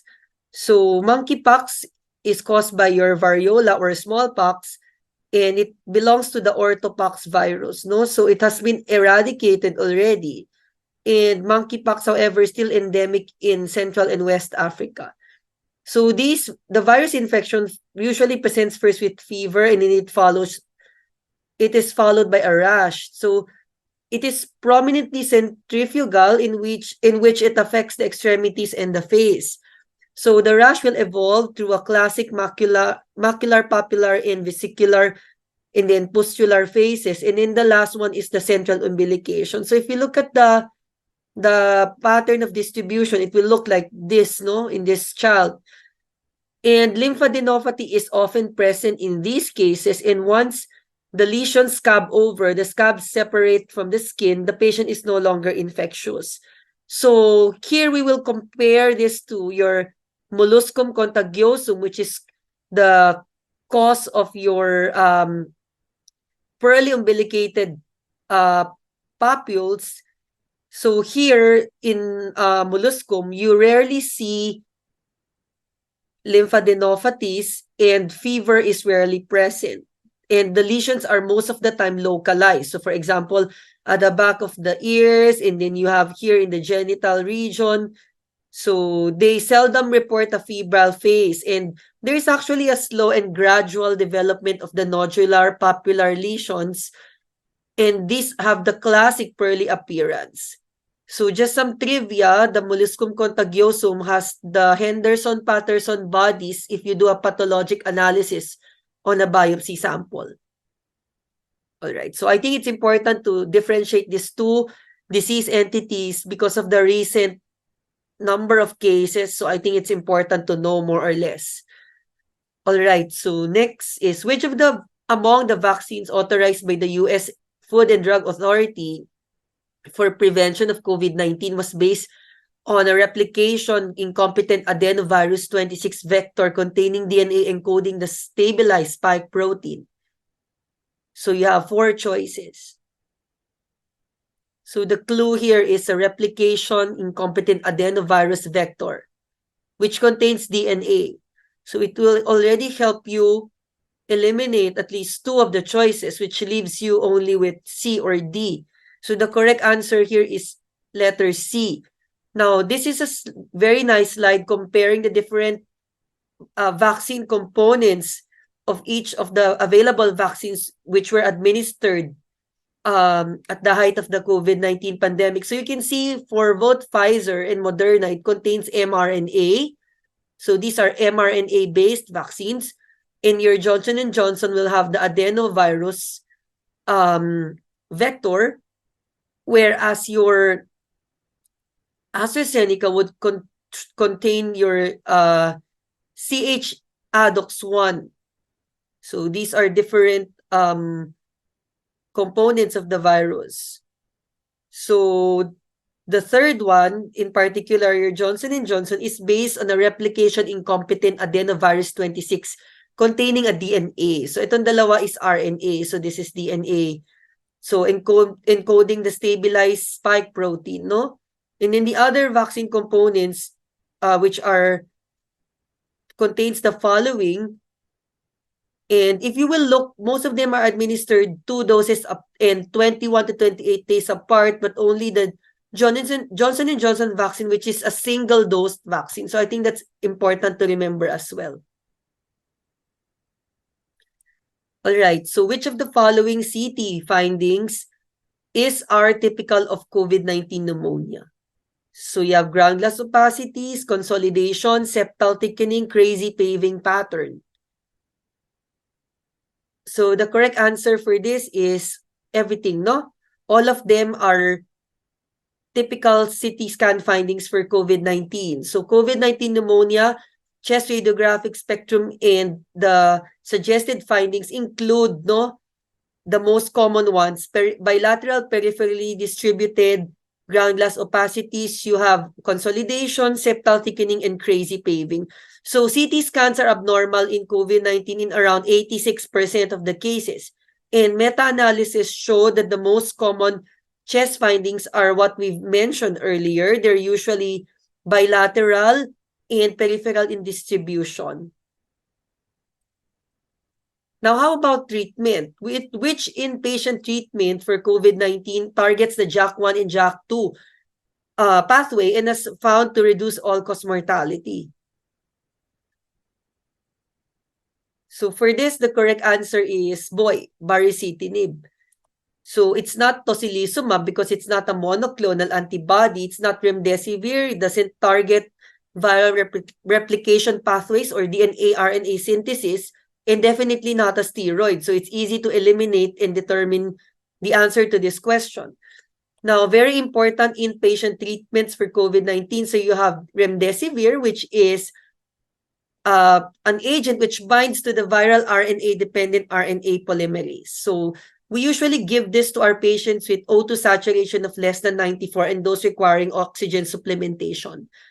Now, dexamethasone, again, it's a steroid, so it decreases inflammation. It's a very potent glucocorticoid.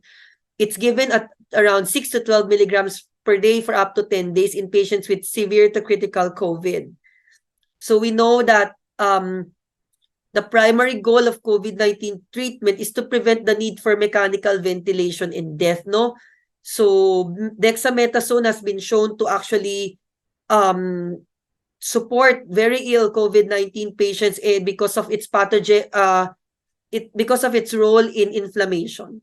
Now, tocilizumab, as the name suggests, it's a monoclonal antibody. It blocks your interleukin-6 receptors. So in addition to steroids, those patients who show rapid decline and require high doses of oxygen and elevated biomarkers such as your C-reactive protein would benefit from tocilizumab. And finally, we have baricitinib, which is an inhibitor of your Janus kinases or JAK1 and 2. So this is usually added to systemic steroids for patients who would require low to high flow oxygen and non-invasive ventilation. Okay, so which of the following manifestations may distinguish COVID-19 from influenza?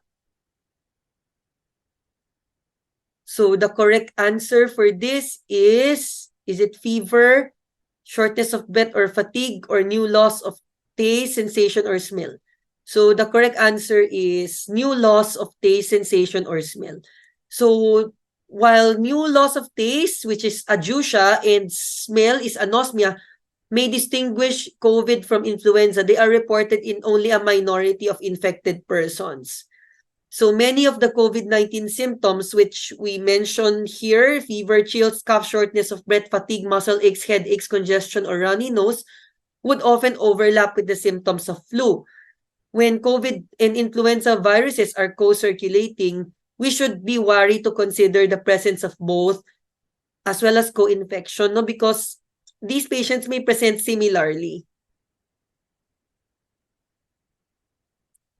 Okay, so we are still in infectious disease. So which of the following correctly defines fever of unknown origin? Is it A, fever of more than or equal to 38.3 degrees on at least 3 occasions, illness duration of more than or equal to 2 weeks? Letter C, fever of 38 degrees on at least 2 occasions, or an illness of more than or equal to 3 weeks duration? So the correct answer is letter D, illness duration of more than or equal to 3 weeks. So your FUO or your fever of unknown origin is defined as follows. Fever more than or equal to 38.3 degrees Celsius. In Fahrenheit, it's more than or equal to 101. And illness lasting more than or equal to 3 weeks and no known immunocompromised state. So these are the 3 important diagnostic criteria, and the diagnosis that remains uncertain after a thorough physical exam, history taking, and obligatory investigation. So ito yung mga yon. So need at least to be familiar with what are the obligatory investigations to help you eliminate which tests are not obligatory investigations. So just some trivia, the maximal normal oral temperature is 37.2 at 6 a.m. and it's 37.7 at 4 p.m. So these are diurnal variations in your body temperature. Now, which of the following is true concerning regimens for the treatment of fever?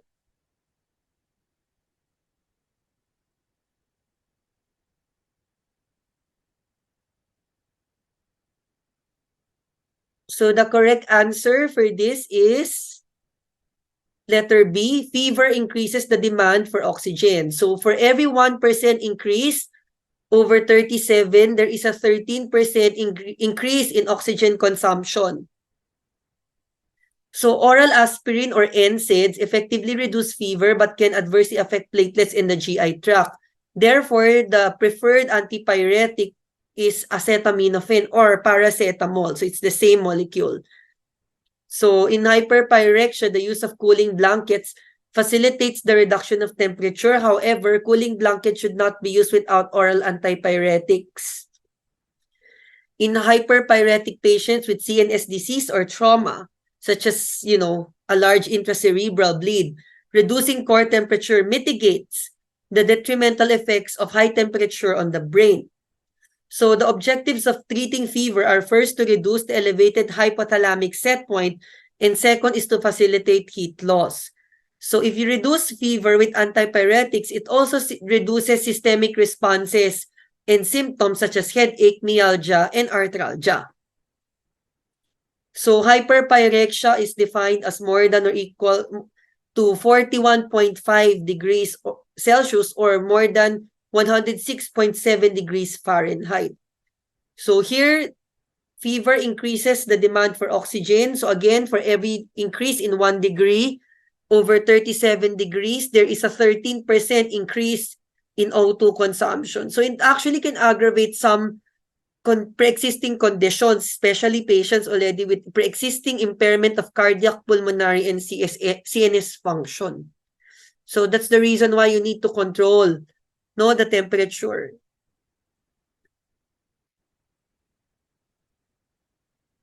So again, we mentioned the definition for hyperpyrexia.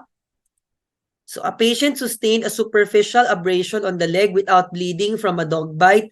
What is the recommended post-exposure prophylaxis?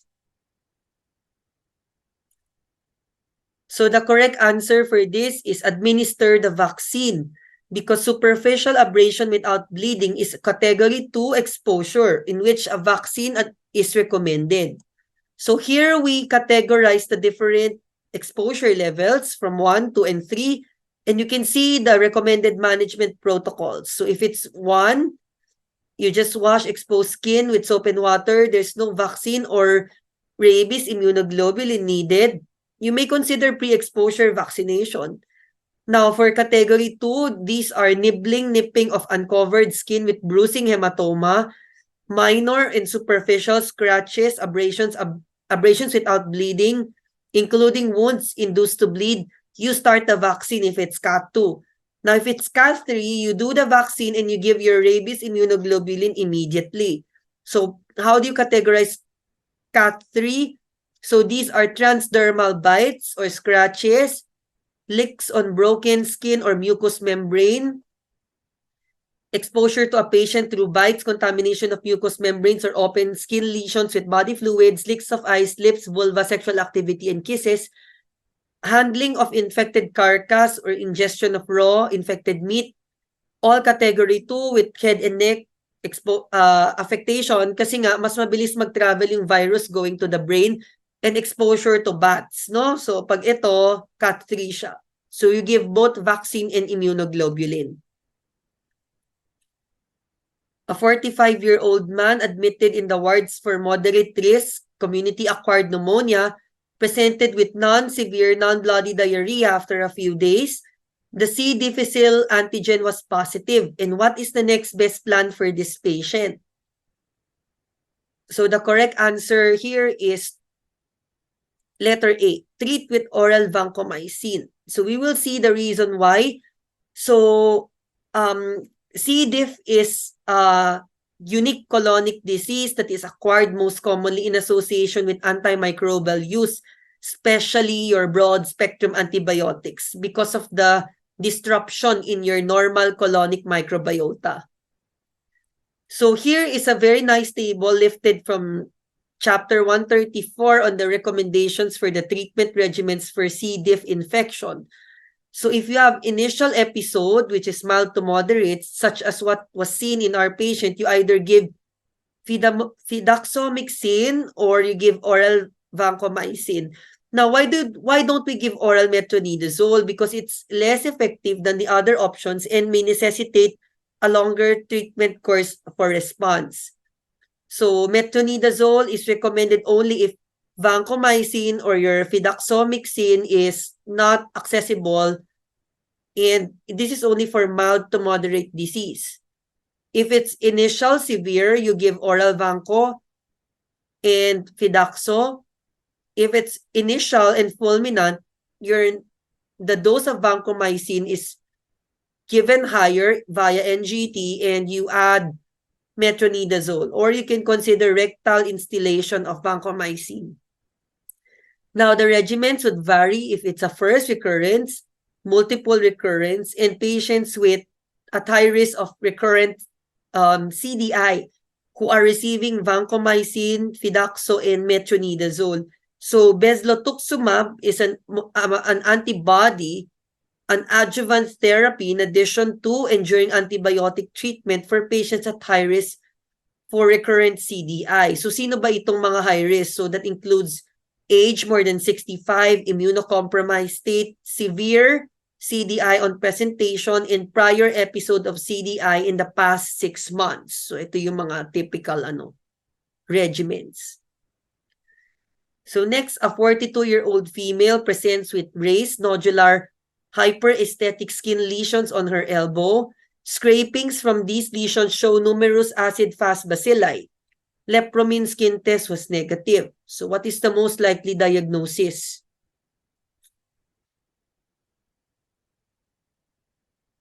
So the correct answer is C, lepromatous, leprosy. And what is the mainstay of treatment for this condition? So the correct answer is P, dapsone. So this is an old table from the previous chapters. So it shows you the differentiation between tuberculoid, borderline, and lepromatous leprosy. So the more severe types are the lepromatous types or lepromatous spectrum. And you will see that as you go from tuberculoid to lepromatous, the number of acid-fast bacilli also increases. And the lepromin skin test becomes negative from positive. So initially, you still have a strong immune response. And once your immune response decreases, then you start to have negative lepromin skin test. And you can see that the lymphocyte transformation test is generally positive in tuberculoid and becomes negative in lepromatous, as well as the CD4, CD8 T cell ratio in the lesions. And the PGL1 antibodies usually become more positive as you go from tuberculoid to lepromatous. So these are just examples. When you see lepromatous, these are usually advanced nodular lesions compared to a tuberculoid, which is usually solitary, well-defined, hypopigmented, anesthetic macule or patch, no? And a raised granular margin. Ito. So why is tuberculoid anesthetic? Because it is the milder spectrum of the disease. It has few organisms in the skin scrapings. As compared to lepromatous, it's already fulminant. It has normal sensation and numerous bacilli. So ito yung mga acid-fast bacilli mo, madami dun sa mga lesions. Now, this is the new table in the latest edition, because in the newest edition, they already removed the table that could distinguish lepromatous from tuberculoid. So WHO has recommended multi-drug therapy for leprosy because similar to TB, you need multi-dose drug, multi-regimen drugs because of the nature of the acid-fast bacilli. So you can see for adults, for dapsone, it's a mainstay of treatment for both paucibacillary and multibacillary. Ang nagbabago lang is the duration. So it's usually 6 doses or 6 blister packs for POSI, and then for multi, it's 12 blister packs. Now, rifampin is given 600 milligrams monthly for both paucibacillary and multibacillary, but clofazimine is only given for multibacillary. So usually you give 550 milligrams per day plus a loading dose of 300 milligrams monthly.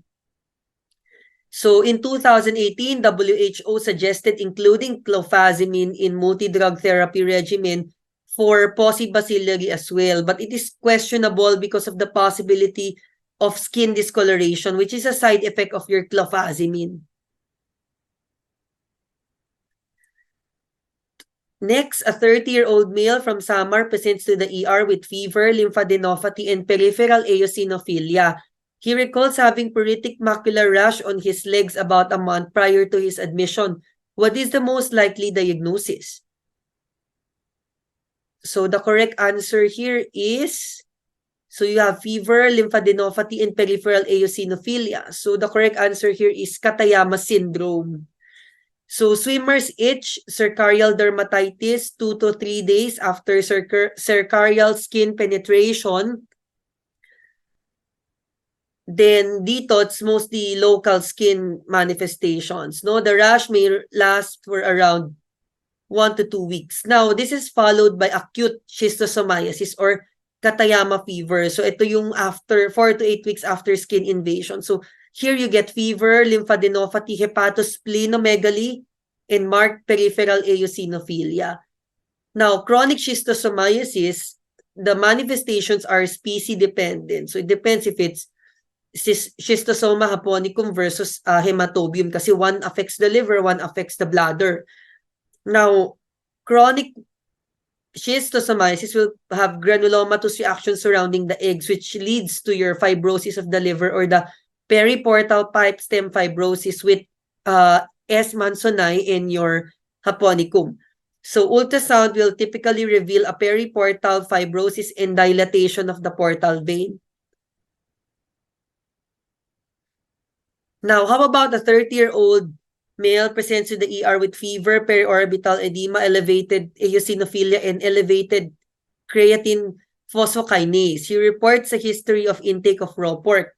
So what is the most likely diagnosis? So the correct answer is C, trichinelosis. So this is often caused by the ingestion of infected pork products and can occur almost any location where meat is domestic or where wild swine is being eaten or consumed. So again, the triad of trichinelosis is fever, hypereosinophilia, and periorbital and facial edema. So remember, what is ingested here is the pork meat in which encysted larvae are already there. And then once you eat, they start with abdominal symptoms. The larvae are released in the stomach, mature into adults over 1 to 2 weeks in the small intestine. Then they migrate and then they penetrate the muscle and reside in nerve cells and insist, causing the symptoms: muscle pain, fever, periorbital edema, eosinophilia, and occasional CNS or cardiac damage, depending kung saan sila napunta. Again, it's acquired from consumption of pork or wild animal meat, and the migrating larvae provoke local and systemic reactions. So presumptive diagnosis requires the presence of fever, eosinophilia, periorbital edema, and myalgia after a suspect meal. But confirmatory diagnosis can only be achieved with rise in parasite-specific antibody titers, and a biopsy is required for the definitive diagnosis. Now, 40-year-old male complains of intermittent headache and focal seizures. MRI shows cystic lesions with ring enhancement and characteristic scolex. What is the most likely diagnosis? And what is the manner of transmission that leads to this case?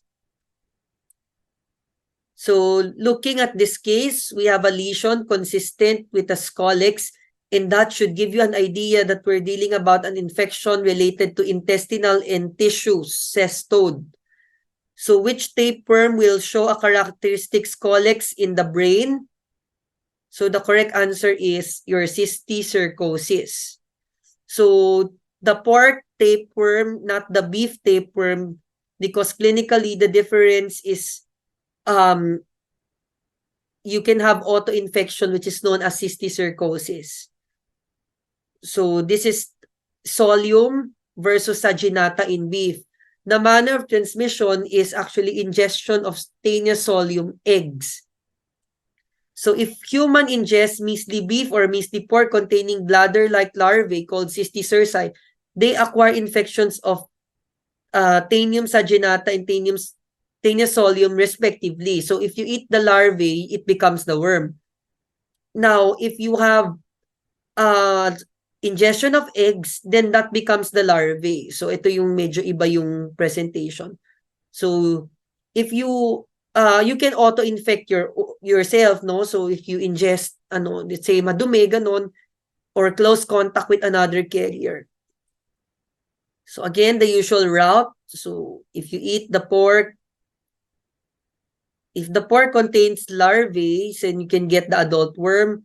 If you take the ovum, then it becomes the larvae which encysts in different areas of the body. Next, which antimalarial drug is not necessary for transfusion-transmitted P. vivax and ovale infection? So the answer is D, Primaquine. So Primaquine eradicates hepatic forms of P. vivax ovale, kills all the stages of P. falciparum, and kills developing liver stages of all species. So malaria is transmitted by blood transfusion, needle stick injury, or organ transplant. The incubation period in these settings is short because there is no pre-erythrocytic stage of development. So diretso na kasi siya eh. So chemotherapy with Primaquine is unnecessary if it's transfusion-transmitted P. vivax P. ovale infection. Next, 20-year-old presents with multiple tender group vesicles on his penis. What is the next step in the patient's management? If this patient instead presented with a painless lesion with firm induration, what is the most likely diagnosis? So the clue here is multiple tender group vesicles. So the correct answer for this is the next step in management is valacyclovir, because these are hallmark lesions of HSV because of the presence of painful group vesicles. So herpes simplex 2 has prodromal symptoms such as burning, tingling, and pain prior to the appearance of multiple painful group vesicles. And if this patient instead presented with a painless penile lesion, then you would expect or suspect primary syphilis. So this is called the chancre, which is a hard, painless, broad-based lesion, resolves in 4 to 6 weeks and does not leave a scar tissue. If the lesion was consistent with a chancre, but the results of dark field microscopy and rapid serologic test for syphilis are negative, what is the next best step? So the correct answer is presumptive treatment. So again, if it's suggestive of primary syphilis, even if the dark field examination is negative and the rapid serologic tests are negative, or these tests are not available, presumptive therapy should be provided on the basis of the individual's risk, no?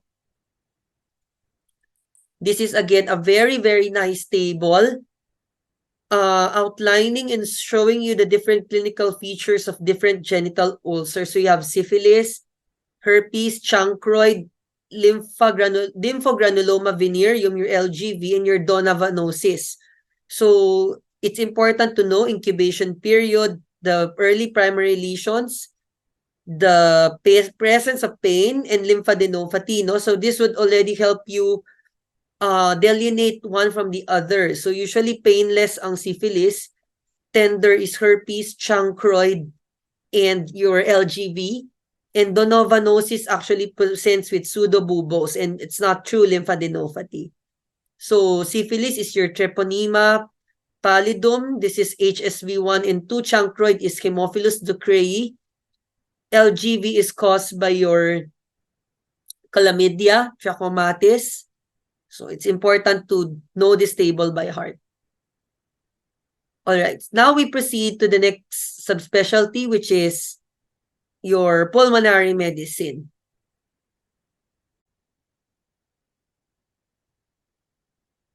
So we go to your pulmonary medicine. So a 25-year-old male bus driver is being screened for PTB due to 2-week history of cough and fever. What is the best initial test? So the correct answer for this is your expert MTB RIF. So here is lifted from the latest TB guidelines. So in terms of systematic screening for PTB in adults more than or equal to 15 years old with a known HIV status, so you look for the signs and symptoms lasting for more than 2 weeks. No cough, fever, unexplained weight loss, night sweats. If it's present, yes, you label as presumptive TB and request for expert MTB RIF test. No, if it's not available, you can request for your sputum microscopy or TB lamp. If wala, but no, you can do a chest X-ray. But for the case of the patient, kasi the patient has fever and cough, so yes. If no, chest X-ray suggestive, yes. Again, presumptive TB, follow this path. No, you might want to consider other causes or other etiologies for the disease. Now, using smear microscopy over expert will not be cost-effective because it's less sensitive. Now, a 22-year-old man has taken anti-TB drugs for 3 weeks only 3 months ago. He presents your clinic with 1-week history of cough and hemoptysis. The sputum expert shows MTB detected, no rifampicin resistance. For the first question, what is the treatment category of this patient? And what is the recommended treatment regimen? So the correct answer is new. So new is defined as never had treatment for TB or has taken anti-TB drugs for less than 1 month. So 3 weeks lang, so still classified as new.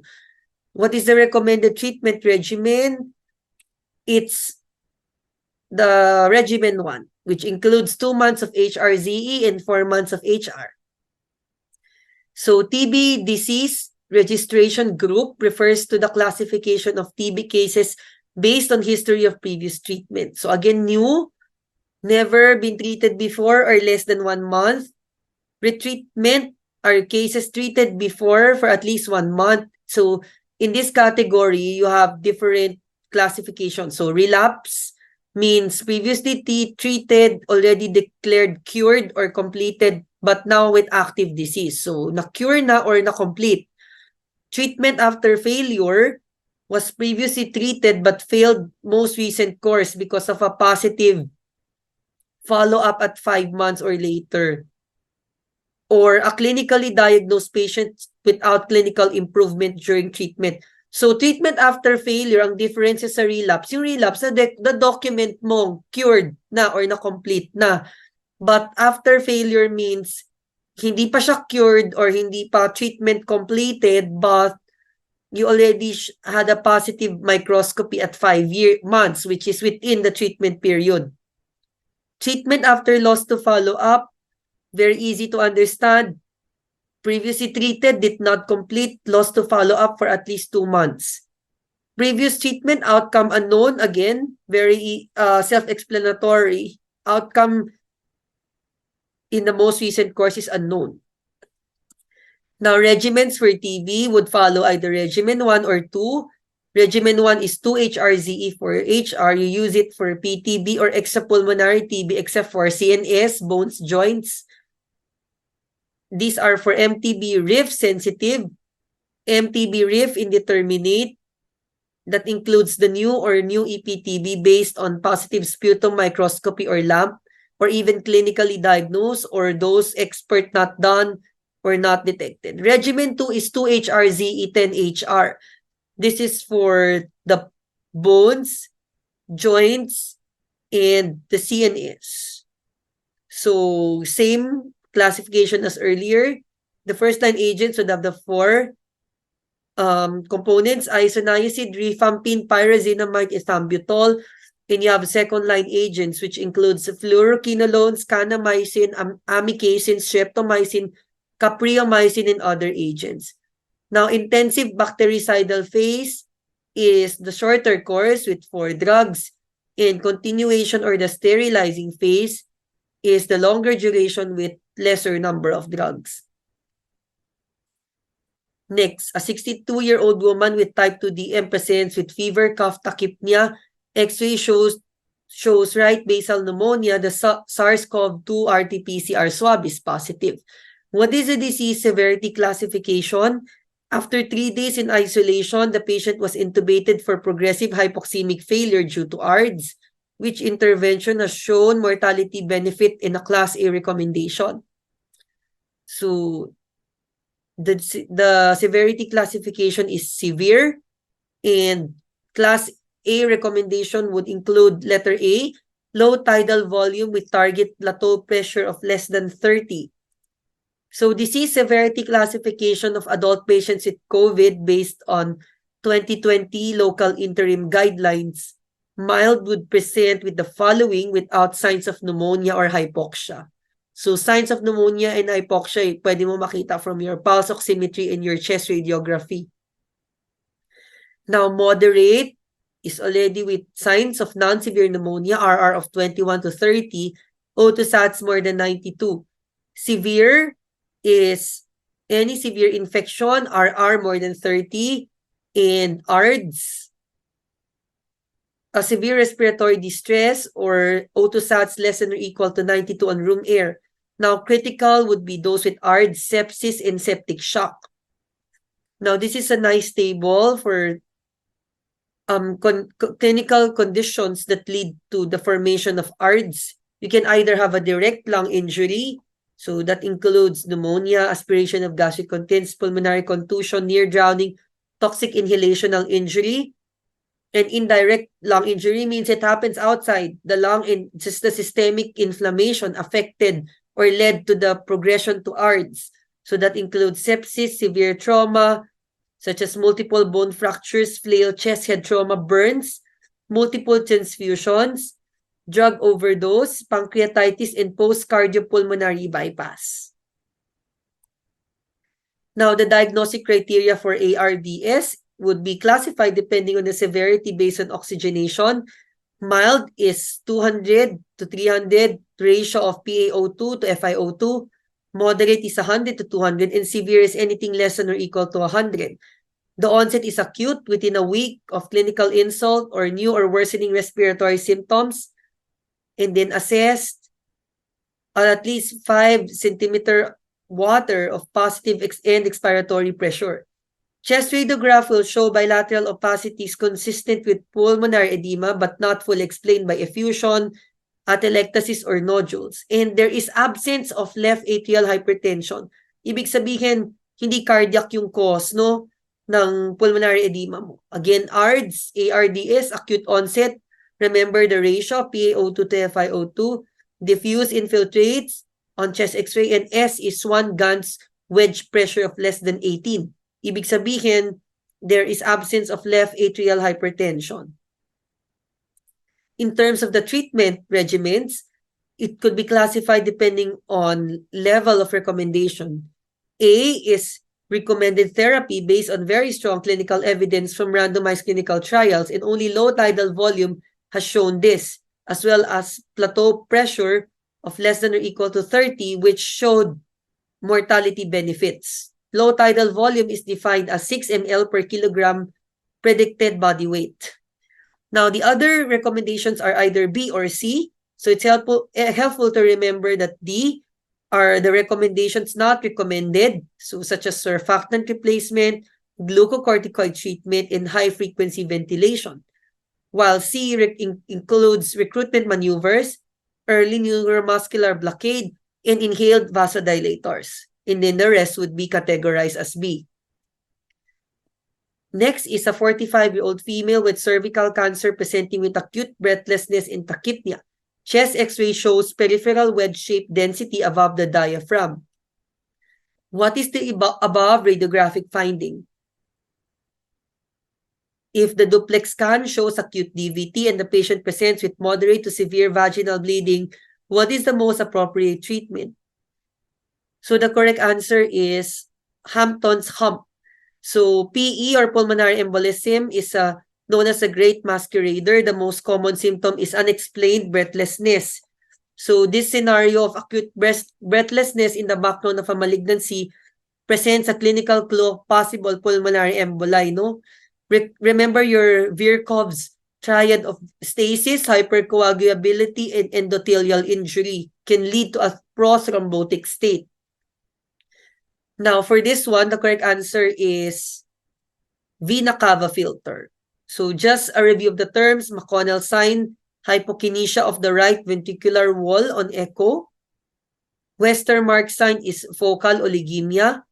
Pallia's sign is right descending pulmonary artery enlargement. So letter P, PA, pulmonary artery, to remember that. And then if you, Hampton's hump is a wedge-shaped density, no? It's like a hump, yung dinadaanan sa kalsada. Again, Hampton's hump, peripheral wedge-shaped density above the diaphragm. Westermarck is focal oligemia, which means little or blood flow or hypovolemia distal to the site of the emboli. Kasi nga, nagkaroon ka ng ng blockage. So again, wedge shape, to yon. Westermarck, yung decreased vascularity, you will see less of the vascular markings on radiograph.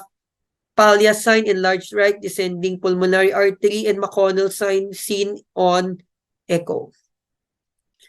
For next, 46-year-old man, non-smoker, presents to your clinic for executive checkup.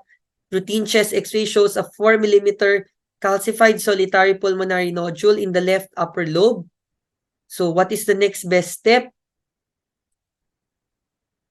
So you have to obtain old chest x-ray films, compare the size with old films. If this patient shows a 2.5 cm calcified nodule on x-ray, asymptomatic, and has a 20-pack year smoking history, what should you do? So the correct answer is resection. Remove the lesion if with high probability of lung cancer. So a solitary pulmonary nodule is defined as an X-ray density that is completely surrounded by normal aerated lung tissue of any shape, usually 1 to 6 centimeter in greatest diameter. Prior X-rays and CT scans should be obtained if available for comparison. Now, radiographic criteria thought to predict the benign nature of SPN usually is lack of growth over 2 years. That's why you need to compare to an older film. And some calcification patterns such as bull's eye, which is granuloma, popcorn ball is hamartoma. These are benign features, no, of lesions. So a 26% increase in diameter is used to measure, to assess the growth of a solitary pulmonary nodule. Now, the assessment of risk of cancer in patients with solitary nodules will depend, no, the risk will be low, intermediate, and high, depending on the size in terms of diameter, the age of the patient, the smoking status, the smoking cessation status, in the characteristics of the nodule margins. So usually yung medyo intermediate risk is already scallop borders versus a smooth border, and those with corona radiata or spiculated borders are even have even higher risk or chance to become malignant. Now, this is a very nice algorithm. If you have a new nodule on CT scan, you look at the benign calcification pattern, which we mentioned earlier, whether it's a bull's eye or it's a popcorn ball, or if there is stability for 2 years. If it's yes, you don't need to test further. If it's a no, does the probability of cancer warrant surgery given the surgical risk? So if the probability is high, yes, then you can do a video-assisted thoracoscopic surgery, which is the VATS, examination of frozen section followed by lobectomy if it's malignant. Now, if the probability is low of less than 10%, then you just do serial CT scan at 3, 6, 9, 12, 18, 24 months. Now, if the probability is moderate at around 10 to 60%, then you can do additional testing. So you can do PET scan if more than 1 cm, contrast-enhanced CT. You can do transthoracic fine needle aspiration biopsy, or even bronchoscopy if air bronchus sign is present. It's intrabronchial. So medyo, actually, this is a very, personally, it's a very high level algorithm already for me, no? Kahit a specialist, medyo ano na siya. For most of these decisions, we would refer already to the pulmonologist in the TCVS. So next, a 40-year-old man presents with fever, shortness of breath, and pleuritic chest pain. There is decreased breath sounds on the left base. Chest X-ray revealed left-sided pleural effusion. So what is the next best step? So the correct answer is actually to perform an ultrasound-guided thoracentesis. So when do you do diagnostic thoracentesis? Usually if it's unilateral, there's presence of fever and pleuritic chest pain. If the thoracentesis is performed and the pleural fluid shows thick purulent material with pH 7.12, glucose of 40, WBC 59,000 grams, stay negative, what is the next best step? So the correct answer is to perform a tube thoracostomy. So a diagnostic thoracentesis should be performed and the presence of gross pus is an indication to perform tube thoracostomy. Now, pleural effusion, again, classify. If it's substantial, no, can observe. Yes, if it's heart failure, is it heart failure? No, you do thoracentesis. If it's heart failure, you check for asymmetry. Kung yes, hindi, ibig sabihin unilateral, mas malaki yung kabila, thoracentesis. Again, sabi natin kanina, di ba, if it's unilateral. Now, if it's not asymmetric, meaning magkabilaan siya, malamang it's from congestion, so you diuresis observed. And if it's more than 3 days, again, do thoracentesis. Now, these are the factors indicating the likely need for a procedure more invasive than thoracentesis, such as your tube thoracostomy or your tube insertion. So, in increasing order of importance, no, loculated fluid, acidic pH less than 7.2, fluid glucose less than 3.3 millimoles per liter or less than 60 milligrams per deciliter, positive gram stain or culture of the pleural fluid, and the presence of gross pus in the pleural space. Next, a 48-year-old man who has been previously healthy is admitted to the hospital with a 2-day history of cough, dyspnea, fever, right-sided pleuritic chest pain, chest X-ray shows pleural effusion, thoracentesis is performed, and the following lab results are shown. Now, your protein is 7 grams, LDH 200, pleural fluid glucose is 75 with a protein of 4, and LDH of 400. So what is the pathogenesis of the pleural effusion? So this is an exudative pattern. So the correct answer is increased permeability of the visceral pleural membrane capillaries. Remember, your PF ratio, protein is more than or equal to 0.5, and LDH is more than or equal to 0.6. So these are consistent with exudative effusion. So pleural fluid accumulates when the pleural fluid formation exceeds pleural fluid reabsorption or when there is decreased fluid removal by the lymphatics. Normally, you have a balance between hydrostatic pressure and colloid osmotic pressure. For exudate, there is fluid protein leakage, whereas transudate means you have decreased osmotic pressure inside the blood vessel, causing the fluid to leak out, no, on top of the increased hydrostatic pressure. Normally, fluid enters the pleural space from the capillaries in the parietal pleura and is removed in the lymphatics in the parietal pleura. So fluid can also enter the pleural space from the interstitial spaces of the lungs via the visceral pleura or from the peritoneal cavity in the diaphragm, no? Again, pleural effusion, do thoracentesis. Check for the following: PF ratio more than 0.5, PF ratio more than 0.6 for LDH, and more than 2/3 the upper normal limit. If it's no, these probably transudative, usually heart failure, cirrhosis, nephrosis, or nephrotic syndrome.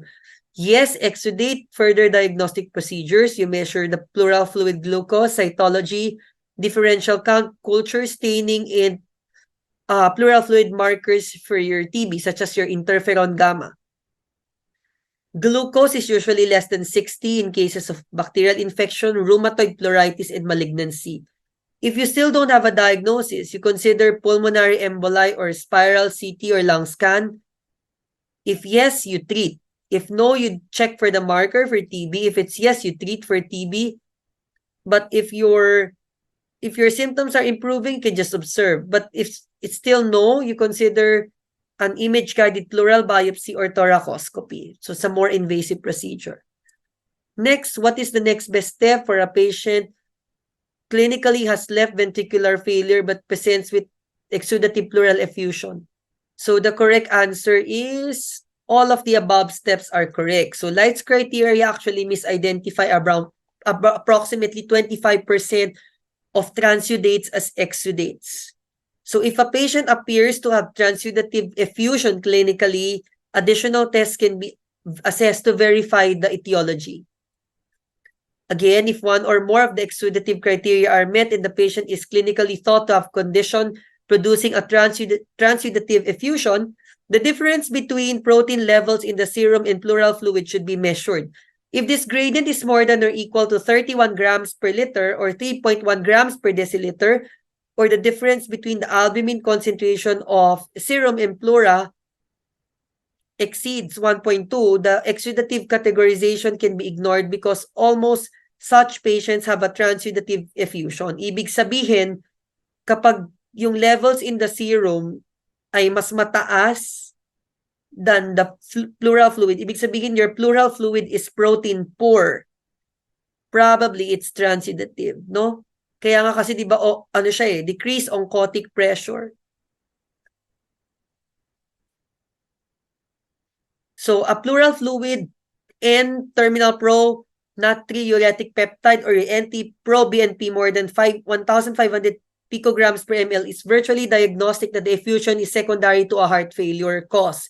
So pwede din kayo mag-check ng NT-proBNP if you are suspecting heart failure as the cause for the effusion, even though the patient is, even if the pattern looks exudative to you. Next, a 30-year-old man begins coughing up large volumes of bright red blood. He was rushed to the emergency room after expectorating around 100 ml of blood. You request chest imaging shown below. So you can see here hyperdensities, which is the recommended first step in evaluating hemoptysis. So the first step in evaluating hemoptysis is to determine the amount of severity of bleeding. So the patient's description of the sputum is helpful only if you cannot examine it. Most hemoptysis is due to vessels in the bronchial circulation and therefore under systemic pressure, making it more challenging to arrest the bleeding. So varying severity is due to its dual blood supply. So you can have pulmonary and bronchial circulation. Again, bronchial arteries supply the airways and have the ability to neovascularize tumors, dilate airways of bronchiectasis and cavitary lesions. Tuberculosis has long been the most common cause of hemoptysis worldwide, but now in industrialized countries, it's bronchitis or bronchiectasis. Now, this is just a CT scan showing you the tree in a bud pattern. So the tree in bud pattern seen on CT represents radiologic sequelae of an infectious or inflammatory process. So again, patients with hemoptysis do history PE, rule out other sources such as the oropharynx or the GI tract. Next is to quantify the amount of severity of bleeding. If it's massive, which is defined as blood loss of more than 400 ml in 24 hours, or 100 to 150 expectorated at any one given time are considered massive. If it's massive, protect the airway. If the bleeding stops, then okay. If the bleeding continues, you consider embolization or resection. Now, if it's non-massive, you have to look at the risk factors. So if you have no risk factors, you just treat underlying disease, usually infection. If persistent bleeding, you work up using imaging, blood test, and coagulation studies. Now, you proceed further with more invasive tests such as CT scan, bronchoscopy, and to treat the underlying disease. But if there's still persistent bleeding, then you proceed to embolization or resection. Next, a 42-year-old woman presents to your clinic for a second time today because of cough. She is complaining of productive cough for over 2 months. The physical exam, chest radiograph, and laboratory examination were all unrevealing. So which of the following is true regarding chronic cough? So the correct answer is boy. Examination of expectorated cough is warranted. Chronic cough is defined as more than 8 weeks. It may be caused by a wide variety of cardiopulmonary disease. The duration of cough can be subdivided to acute, less than 3 weeks, subacute, 3 to 8 weeks, and chronic, more than 8 weeks. When initial assessment, such as your chest exam or radiograph, is normal, you think of cough variant asthma, GERD, nasopharyngeal drainage, and medications such as your ACE inhibitors are the most common identifiable causes of chronic cough. Now, in a patient with chronic productive cough, the keyword is productive, then examination of expectorated sputum is warranted because determining the cause of mucus hypersecretion is critically important. Now, what is a post-bronchitic cough? So it's a dry, irritative cough that lingers for more than 2 months following one or more respiratory tract infections. So ACE inhibitor-induced cough is not dose-dependent. It's due to the accumulation or very high levels of bradykinin and should resolve after a month of the medication. So chronic cough, history PE, you check for ACE. If it's ACE, you stop the ACE. If it persists, you work out or work up the patient. If it's gone, then it's caused by the ACE inhibitor. Next, a 32-year-old man presents with cough and fever. On auscultation. There is decreased breath sounds on the right lower lung field. Which step of the physical exam can be used as adjunctive assessment to determine whether an area of decreased breath sound is due to consolidation or a pleural effusion? So the correct answer is palpation. Remember, if you do palpation for a pleural effusion, there would be decreased fremitus. The trachea and heart shifted away from the affected side, but consolidation for pneumonia increased fremitus on the affected side. So palpation can demonstrate subcutaneous air in the setting of barotrauma, your subcutaneous emphysema. It can also be used as an adjunctive assessment to determine whether there's consolidation or effusion. Yun yung maganda sa kanya. So next, which of the following antibiotic regimens can be used if aspiration pneumonia is suspected based on the 2016 CPG on community-acquired pneumonia? Is it ampicillin, sulbactam, clindamycin, moxifloxacin, and metronidazole? So the correct answer is DOM. Ampicillin, clinda, and moxi. So anaerobes are important and significant etiologies in aspiration pneumonia. Significant gingivitis is a major risk factor. And epidemiologic factors include dementia, stroke, seizure, alcohol, or drug overdose. Low risk CAP without comorbid illness, you use amoxicillin as the standard drug of choice. You can also consider extended macrolides such as your azithromycin, clarithromycin. Low risk CAP with stable comorbid illness, you can give a beta-lactam with beta-lactamase inhibitor or second-generation cephalosporin.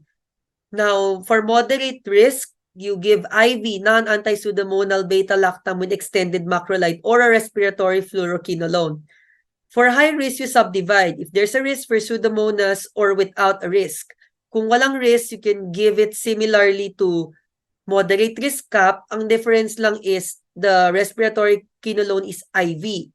Now, if it's risk for Pseudomonas, you give an IV anti-pneumococcal, anti-pseudomonal beta-lactam with extended macrolide or and aminoglycoside or IV ciprofloxacin or high-dose IV levofloxacin. So pag high risk, usually IV ang binibigay natin.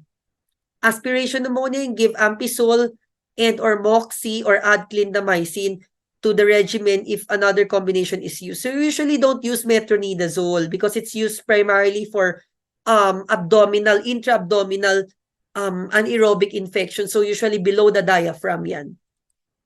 So again, very nice summary of CAP-LR, CAP-MR, CAP-HR. So know this by heart. Now, if you suspect your multi-drug resistant Staphylococcus aureus, you can either add vancomycin, linezolid, or clindamycin. Okay, next is a 50-year-old male smoker presents to the ER with worsening cough, fever, dyspnea at rest. The illness started a week ago with fever, abdominal pain, and diarrhea. Which of the following is the most appropriate initial antibiotics of choice? So the correct answer is letter D, oral azithromycin. The fever and GI symptoms preceding the pneumonia is you think of Legionella as the cause. Which of the following is the best initial test to determine the etiology? So the correct answer is urine antigen test. So Legionella will typically present with your myalgia, abdominal pain, diarrhea, severe pneumonia. The patient is also more susceptible to Legionella given the smoking status. So the best initial therapy for these cases would be a macrolide, no?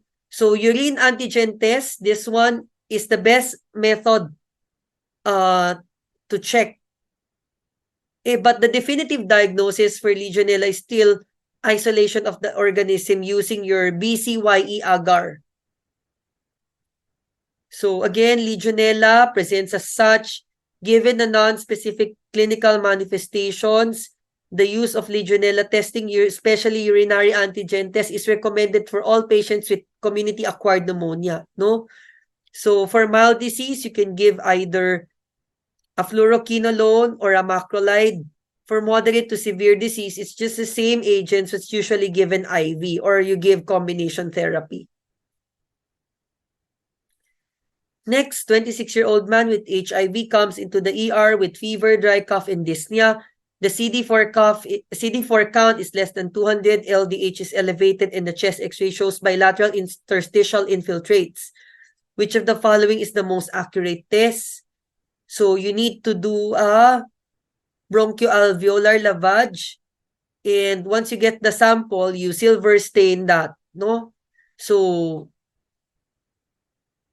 it's important to start specific therapy. So which of the following is the treatment of choice? So the correct answer is your trimethoprim sulfamethoxazole. So you add the steroid if you have a PaO2 of less than 70 or an AA gradient of more than 35. So PCP pneumonia is best managed by your cotrimoxazole. So in PCP, the best initial test is chest X-ray. Your lactate dehydrogenase is always elevated. But the most accurate test for this is silver staining of bronchoalveolar lavage specimen. Pneumocystis, again, it's an opportunistic pathogen. It's important cause of pneumonia in immunocompromised host. It presents as acute or subacute pneumonia. So initially, this is characterized by a vague sense of dyspnea, but subsequently manifests as fever, non-productive cough, with progression to shortness of breath, eventually resulting in respiratory failure and death. The results of routine lab tests are non-specific. No serum levels of LDH are often elevated because of pulmonary damage.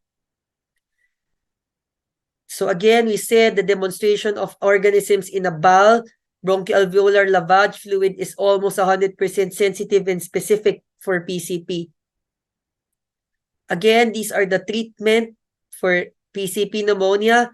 The first choice agent is trimethoprim sulfamethoxazole. Take note of the adverse effects of fever, rash, cytopenia, hepatitis, and hyperkalemia. Now, you have other alternative agents. Kunyari, may allergy dito, nagde-develop ng anaphylaxis. So, you can give atovaquone. You can give the combination of primaquine and clindamycin. You can even give pentamidine. It's given IV, but it is associated with a lot of adverse effects such as hypotension, azotemia, cardiac arrhythmia such as your torsade, pancreatitis, dysglycemia, hypocalcemia, neutropenia, and hepatitis. You can give adjunctive agents, as we mentioned earlier, your prednisone or methylprednisolone, usually given 40 milligrams twice a day for 5 days, 40 milligrams once a day for 5 days, and 20 milligrams for 11 days, either oral or IV, which is a total of 21 days. So if it's mild disease, you can give it for just 14 days. But usually, pag severe, we give it at 21 days. So take note na lang. When do you give steroids? PaO2 of less than 70 and an AA gradient of less than 35. Next, a 24-year-old male non-smoker, non-hypertensive with history of atopic dermatitis presents to your clinic complaining of intermittent cough for 3 months associated with nighttime awakening. The chest exam is unremarkable. Which of the following would be consistent for asthma? So the correct answer is increase in FEV1 by 12% and 200 ml after 4 weeks of inhaled corticosteroid.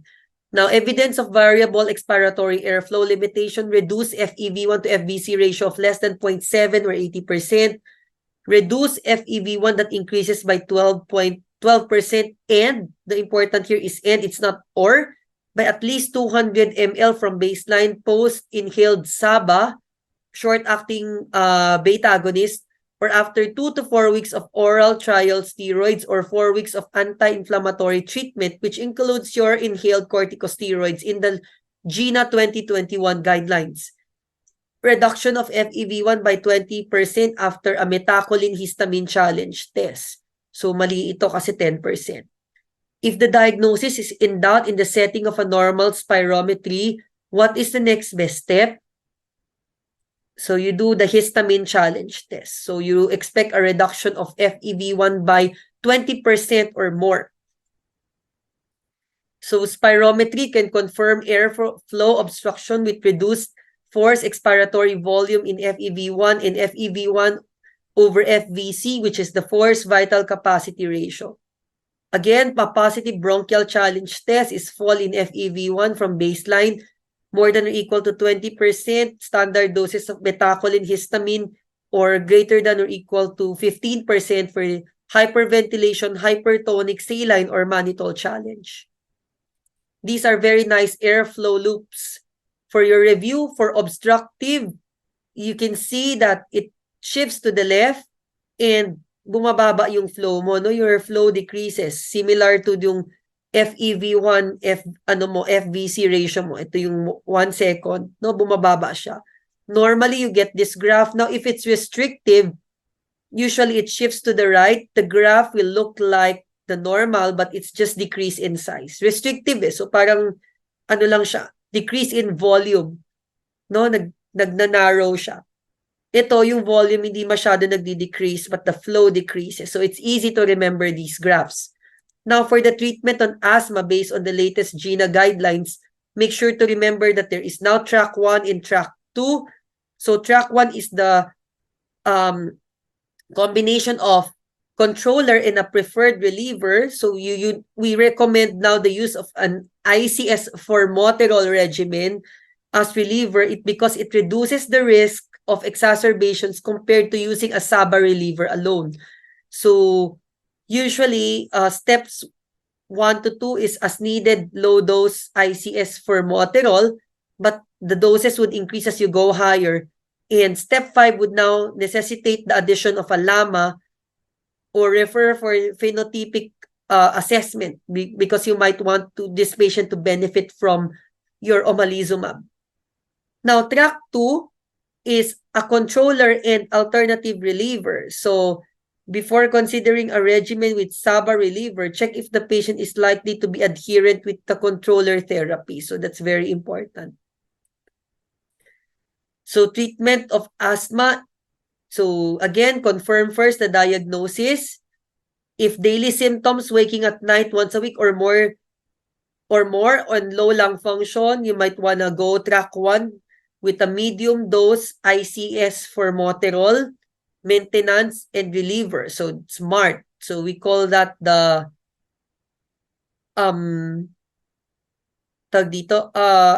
budesonide formoterol. Now, you check for symptom control.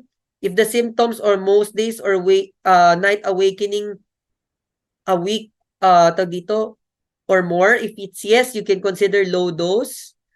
If the symptoms are just twice a month or more, as needed only low dose ICS formoterol, but it's no, you can also consider as needed only low dose ICS formoterol. So, tingnan nyo, no, for track 1, it's always ICS formoterol as the preferred combination. And then in terms of steps, so usually step 1 is low dose ICS, and you go up and then eventually becomes higher dose of ICS. So yung track 2 medyo mas complicated siya. So I usually follow track 1. Next, 60-year-old male presents to your clinic due to on and off cough, dyspnea, and sputum production. He's a non-smoker. He works as a jeepney driver for over 30 years. The chest auscultation reveals a quiet lung, no wheezes. Chest x-ray shows hyper-aerated lung. So what is the most likely diagnosis? So, of course, COPD. The main risk factor, again, is tobacco smoking, but other environmental exposure such as biomass, fuel exposure, and air pollution may contribute as well. If this case is a stable COPD, actively smoking with resting hypoxemia, which intervention will provide the greatest benefit? So the correct answer is supplemental oxygen. So only 3 interventions have shown improved survival in COPD. That's smoking cessation, oxygen therapy, and lung volume reduction surgery in those with emphysema. Now remember, the new COPD classification is now the ABE and not the ABCD. And your MMRC or your Modified Medical Research Council grade. So now, how do you classify? You first check spirometry. And again, post-bronchodilator, non-reversible as compared to your asthma of FEV1 over FVC ratio of less than 0.7. Next is to assess the airflow limitation. So before there's GOLD 1, 2, 3, 4, you check for the FEV percent. So more than or equal to 80 is 1, 50 to 79 is 2, 30 to 49 is 3, is less than 30 is 4. Now you assess for symptoms and risk of exacerbation. Now if you have greater than or equal to 2 moderate exacerbations or greater than or equal to 1 leading to hospitalization, that's already E. Now, moderate 0 to 1 moderate exacerbation not leading to hospitalization could either be A or B, but the score will depend on the MMRC or the CAT score. So MMRC is graded subjectively based on the patient's perception. So ito no 0 to 1. So this is A. So 0 is I only get breathless with strenuous exercise. 1 is I get short of breath when hurrying on a level or walking up a slight hill. So medyo mas mataas yung functional capacity. Now, if the patient walks slower than other people, you stop after 100 meters or 2 breathless, that's already B. So for patients with chronic hypoxemia, supplemental oxygen has a significant impact on mortality with a greater benefit with continuous use rather than, use it PRN or intermittent. Bronchodilators such as your tiotropium and salbutamol improve symptoms and FEV1 but no mortality benefit. So supplemental O2 is the only pharmacologic therapy demonstrated to decrease mortality rates in patients with COPD. Now, it's indicated for patients with resting hypoxemia or resting O2 sats of less than or equal to 88% in any patient or less than or equal to 89% with signs of pulmonary hypertension or a right heart failure. Just some treatment. If it's group E, it's LABA plus LAMA, long-acting beta agonist, and a long-acting muscarinic antagonist. So again, your agents, if your inhaled bronchodilator, SABA or LABA, usually combined with anticholinergic, your SAMA or LAMA. Theophylline is alternative, but due to its narrow therapeutic index, we rarely use it nowadays. Inhaled glucocorticoids, systemic steroids for acute exacerbations, and a PDE4 inhibitor, your roflumilast, for moderate to severe exacerbations. Now, if there's no exacerbation, Group A would just require bronchodilator, and Group B is similar to E, it's LAMA plus LABA. But for E, you want to consider ICS if the blood eosinophil count is more than or equal to 300. Next, which of the following long-acting beta agonists has rapid onset of action, hence useful as reliever? So we already showed this earlier in the track 1 treatment for asthma, so it's formoterol. Again, just some pharmacologic characteristics of the long-acting bronchodilators. So you have salmeterol, formoterol, olodaterol, vilanterol, indacaterol. So formoterol has the most rapid onset of action at around 1 to 3 minutes. It has a long duration at 12 hours and a half-life of 10 hours. Now, in terms of half-life, the longest would be salmeterol and the shortest one would be vilanterol at 2.5 hours. LABA should never be used alone and should only be used combined with an appropriate inhaled corticosteroids, because studies have shown that if you use LABA alone, there is a higher risk of having mortality because you don't control the underlying disease. Okay, so now we proceed to the rest of the pearls. So we will now tackle dermatology and then the other subspecialties. So we now proceed to your dermatology part. So for the first case, a 20-year-old man presents with Malay fever, sore throat. He was seen at the emergency room 2 days ago due to pharyngitis and was given empiric ampicillin intramuscularly. The patient returns today at your clinic due to exanthematous rash, fever, and Malay. You note a striking cervical lymphadenopathy. So what is the likely etiology of the rash? So this case is a classic case of your infectious mononucleosis from Epstein-Barr virus. But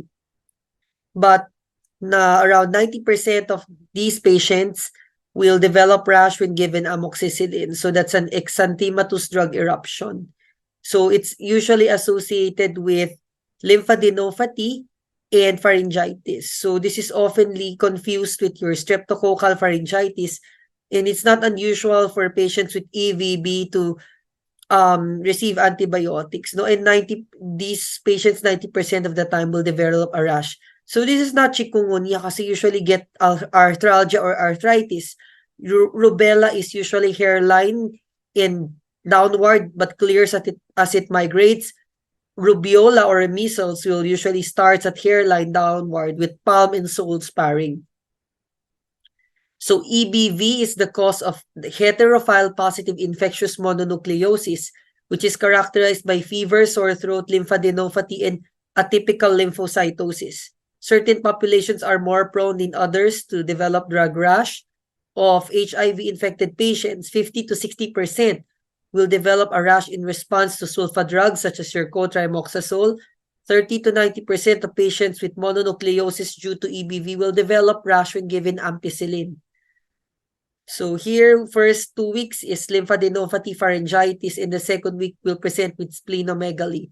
So you can see manifestation in terms of symptoms. Sore throat is the first one, and lymphadenopathy and fever would be the first two signs that would be most common for patients with infectious mononucleosis.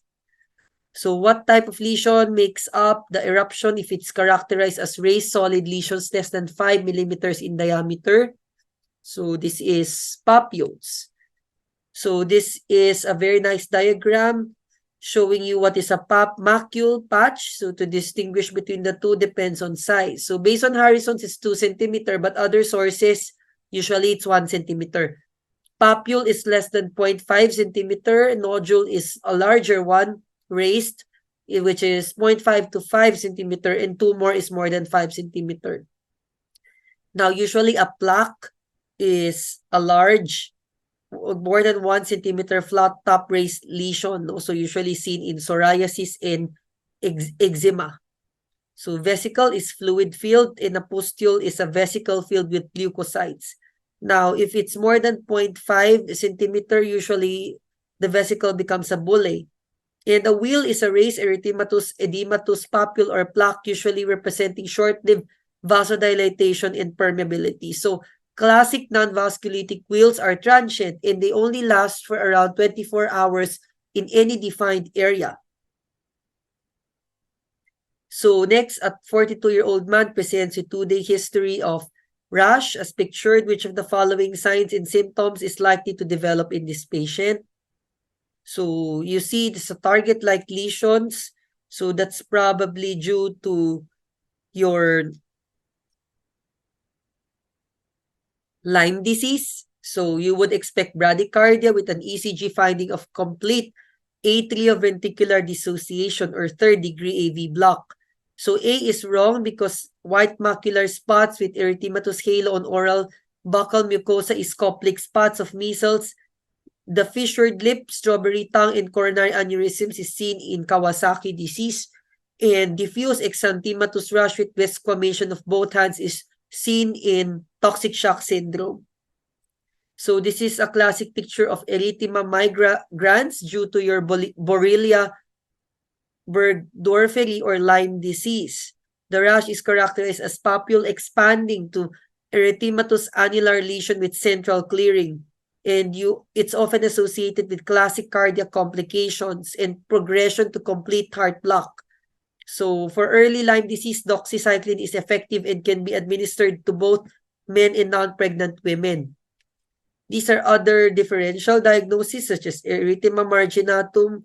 Here you see the erythema migrans and your erythema multiforme. So the 3 EMs. So erythema marginatum is rheumatic fever. So it's an evanescent migrating rash in first-degree AV block. Erythema migrans is Lyme disease. It's an expanding bullseye and it's a third-degree AV block. And erythema multiforme here is due to your drug hypersensitivity. 24-year-old man presents your clinic with intense pruritic rash involving the volar wrist, digital web spaces, penis, and scrotum. His brother lives with him, also complains of the same problem. Which of the following is an appropriate first-line treatment? So the correct answer here is your permethrin cream, which should be applied thinly from the jawline down and removed 8 to 14 hours later. What is the classic description of the lesions in this case? So this is letter A, classic lesions involving the circle of Hebra. This is a case of scabies due to the human itch mite, your Sarcoptes scabiei. It's a common cause of itchy dermatosis, no? So these are the common areas that are affected. So usually the penis, scrotum, intertriginous regions, the navel, the belt line, the buttocks, upper thigh. So usually the face, scalp, neck, palm, soles are usually spared. So paikot siyang ganun, kaya circle. Scabies burrow under the skin must be scraped out to establish a diagnosis. Permethrin cream are applied thinly from the jawline down, umbilicus, and interdigital spaces after bathing and removed after 8 to 14 hours later. Single oral dose of ivermectin is effective for this indication. Antihistamine salicylates and calamine lotion can help in symptomatic relief of itching, and sometimes topical glucocorticoids are useful for pruritus that lingers after treatment. Bedding and clothing should be washed and dried on high heat or heat pressed. Close contacts, even if asymptomatic, should be treated. So next, a 34-year-old woman who recently works as a dishwasher in a restaurant complains painful erythematous rashes on her hands few hours after washing the dishes. What is the most likely diagnosis? So this is an irritant contact dermatitis case because it began within the rash began within hours after exposure. In allergic contact dermatitis, there's usually a longer period of lag time, which is around 48 hours. Which of the following is true in the management of this condition? So it's A, removal of offending agent will resolve the eruption. So again, this is irritant contact dermatitis, and the most common culprits are chronic wet work, soaps, and detergent, and the most common area of involvement are the hands. Again, irritant, usually the hands is described as burning, pruritic, and painful, and usually see dried and fissured skin with less distinct borders. For allergic, usually these are exposed areas of the skin, often the hands. Again, pruritus is the dominant symptom. We can see some vesicles and bullae, and you see clearly distinct angles, lines, and borders of the objects that are in contact. So a definitive diagnosis can be determined with your patch testing. If contact dermatitis is suspected and an offending agent is identified and removed, it should resolve. Usually treatment with high-potency topical steroids is enough to relieve symptoms. Do not perform patch tests if patients are on systemic corticosteroids no pag mataas ang dose nila. So patch testing is helpful in identifying these agents but should not be attempted if there's active widespread dermatitis or on glucocorticoids, because you will have false positive and negative results. Next, a 25-year-old woman presents with silvery micaceous scaling on the scalp and extensor surfaces of the arm. What is the sign? Characterized by removal of a scale causing pinpoint bleeding. So this is your Auspitz sign. Koebner is the same with isomorphic phenomenon. And what is treatment is appropriate? You give your Soralens plus UVA. So for treatment of psoriasis, localized, you can give mid-potency steroids. Widespread, you need to cover a larger surface area, so you use Soralens and UVA. Pustular types respond to oral retinoids, and those with arthritis would often be given DMARDs in the form of methotrexate. So this is a case of psoriasis, an immune-mediated disease characterized by erythematous, sharply demarcated papules and plaques covered by silvery micaceous scale. Koebner phenomenon is where the traumatized area develops lesions of psoriasis, which is similar to your isomorphic phenomenon. Auspitz sign is the answer earlier, which is removal of the scale causing pinpoint bleeding. Topical steroids for most cases of localized plaque types. You have other alternative topical agents such as calcipotriene and your tazarotene. So widespread psoriasis, you give UV light. Methotrexate is for those with arthritis. Again, oral glucocorticoid should not be used for the treatment of psoriasis due to the potential of developing life-threatening pustular psoriasis when you discontinue your therapy. Now, for neurology, a 40-year-old woman presents to the ER with severe headache, which she considers as the worst headache of her life, associated with nausea and vomiting. What is the recommended step to do? So you rule out stroke mimickers. Serious causes to be considered include meningitis, subarachnoid hemorrhage, hematomas, tumors. Now, which of the following is the most likely diagnosis? Very classic subarachnoid hemorrhage. Severe headache, sudden severe focal neurologic deficit, loss of consciousness, your subarachnoid hemorrhage. Sudden severe with fever without loss of consciousness could be meningitis. Any headache with visual disturbance in the elderly, consider giant cell or temporal arteritis. Again, stroke or TIA, ABCs of resuscitation, stabilize and rule out stroke mimickers. You obtain brain imaging to consider if it's an infarct or a bleed. Now, your subarachnoid hemorrhage is caused by an aneurysmal bleed, comprises around 4% of all the bleeds, and 4% of all the causes of your stroke. Now, the treatment is either clipping or coiling.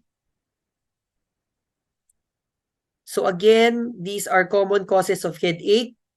Headache symptoms that suggest a serious underlying disorder. Usually the sudden onset, first severe headache, worst headache ever, vomiting that precedes the headache, or subacute worsening over days to weeks.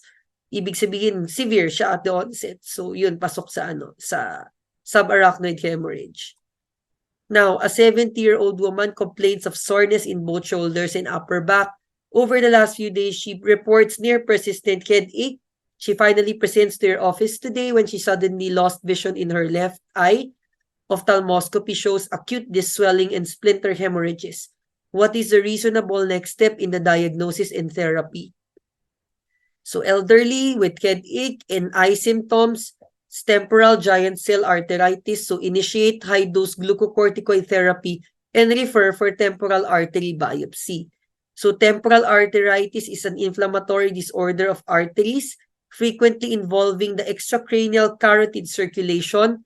It's a common disorder of the elderly. If you're untreated patients, half of them would develop blindness. So typical presenting symptoms include headache, polymyalgia rheumatica, jaw claudication, fever, and weight loss. Headache appears gradually over hours and peak intensity is reached. It is explosive in onset. So scalp tenderness may be present and you have elevated ESR. A temporal artery biopsy for definitive diagnosis followed by steroid treatment is effective. Next, 37-year-old woman presents to your clinic with jaw weakness and difficulty chewing. the patient is diagnosed with myasthenia gravis. What would be the effect at the neuromuscular junction if patient is started on neostigmine? So they're asking for the mechanism of neostigmine. So the correct answer is prevention of metabolism of acetylcholine because it inhibits your acetylcholinesterase, which breaks down acetylcholine. Now, you might be wondering what is the defect in MG. Defect in myasthenia gravis is the decrease in the number of available acetylcholine receptors, leading to weakness of muscle contraction. And again, the underlying pathophysiology is development of antibodies to peripheral ACH receptors. Since the release of ACH remains normal, but there is a reduction in the number of receptors, the end plate potential is reduced and fail to reach a threshold for muscle action potentials. In the synaptic junction, these unused ACH are metabolized by the enzyme acetylcholinesterase. So muscle weakness improves after a period of rest or after administration of an inhibitor such as pyridostigmine or neostigmine. All right, so we now present to your endocrinology. Which of the following cases has type 2 DM? So the correct answer for this is letter C. 21 female admitted at the ER for vomiting with initial CBG of 420 and metabolic acidosis on ABG. Again, diagnostic criteria is a fasting blood glucose of more than or equal to 126 milligrams per deciliter or 7.0 millimole per liter. Fasting is defined as no caloric intake for at least 8 hours, or you can use 2-hour prandial sugar of more than or equal to 200 milligrams per deciliter or 11.11 during a 75-gram OGTT. The test should be performed as described by WHO using a glucose load of 75-gram anhydrous glucose dissolved in water, or an HbA1c or glycosylated hemoglobin of more than or equal to 6.5% or 48 millimole per mole. The test should be performed in a laboratory using a method in the National Glycosylated Hemoglobin Standardization Program, standardized according to the DCCT assay. So I know a lot of labs are not NGSP certified in our country. Or you can use the classic signs and symptoms of hyperglycemia, such as hyperglycemic crisis, and a random plasma glucose of more than or equal to 200 milligrams per deciliter or 11.1 millimoles per liter. Now, a 50-year-old female newly diagnosed with diabetes presents with +4 glucosuria and complaining of vaginal irritation. Which of the following drug was most likely instituted? From mechanism of action of inhibiting the SGLT2 receptor in the proximal convoluted tubule leading to glucosuria would be canagliflozin. So SGLT2 inhibitors, your canagliflozin, dapagliflozin, and empagliflozin, lower blood glucose by selectively inhibiting this co-transporter expressed almost exclusively in the proximal convoluted tubule of the kidney, which leads to increased urinary glucose excretion. Due to increased urinary glucose, urinary or vaginal infections are more common, and a diuretic effect can also lead to dehydration or reduced intravascular volume. This is a very nice algorithm showing you the different glucose-lowering medications in the management of type 2 DM based on the patient's profile, comorbidities, and risk factors.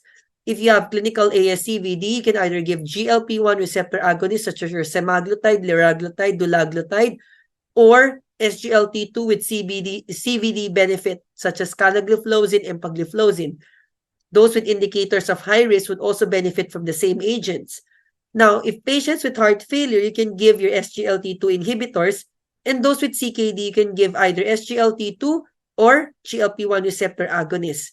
Now, agents are also classified depending on glucose-lowering efficacy, your weight goal management, as well as your cost.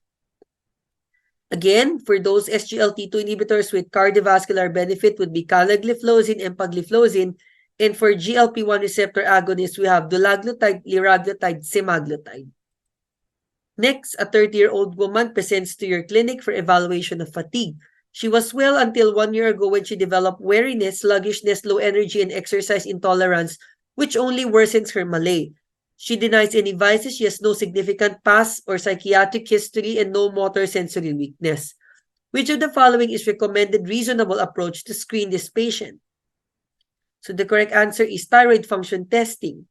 On further history, the patient also reported she gained 10 pounds in around 3 months and has hair loss.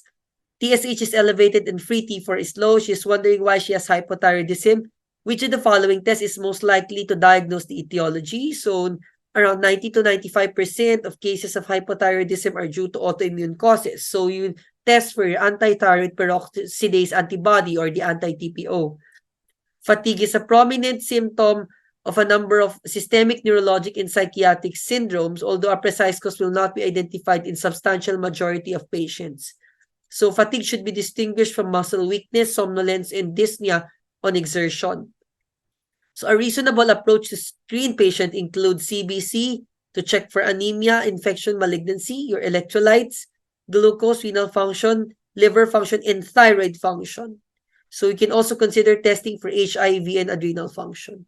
So in terms of signs and symptoms of hypothyroidism, descending order of frequency, you can see the symptoms and the signs.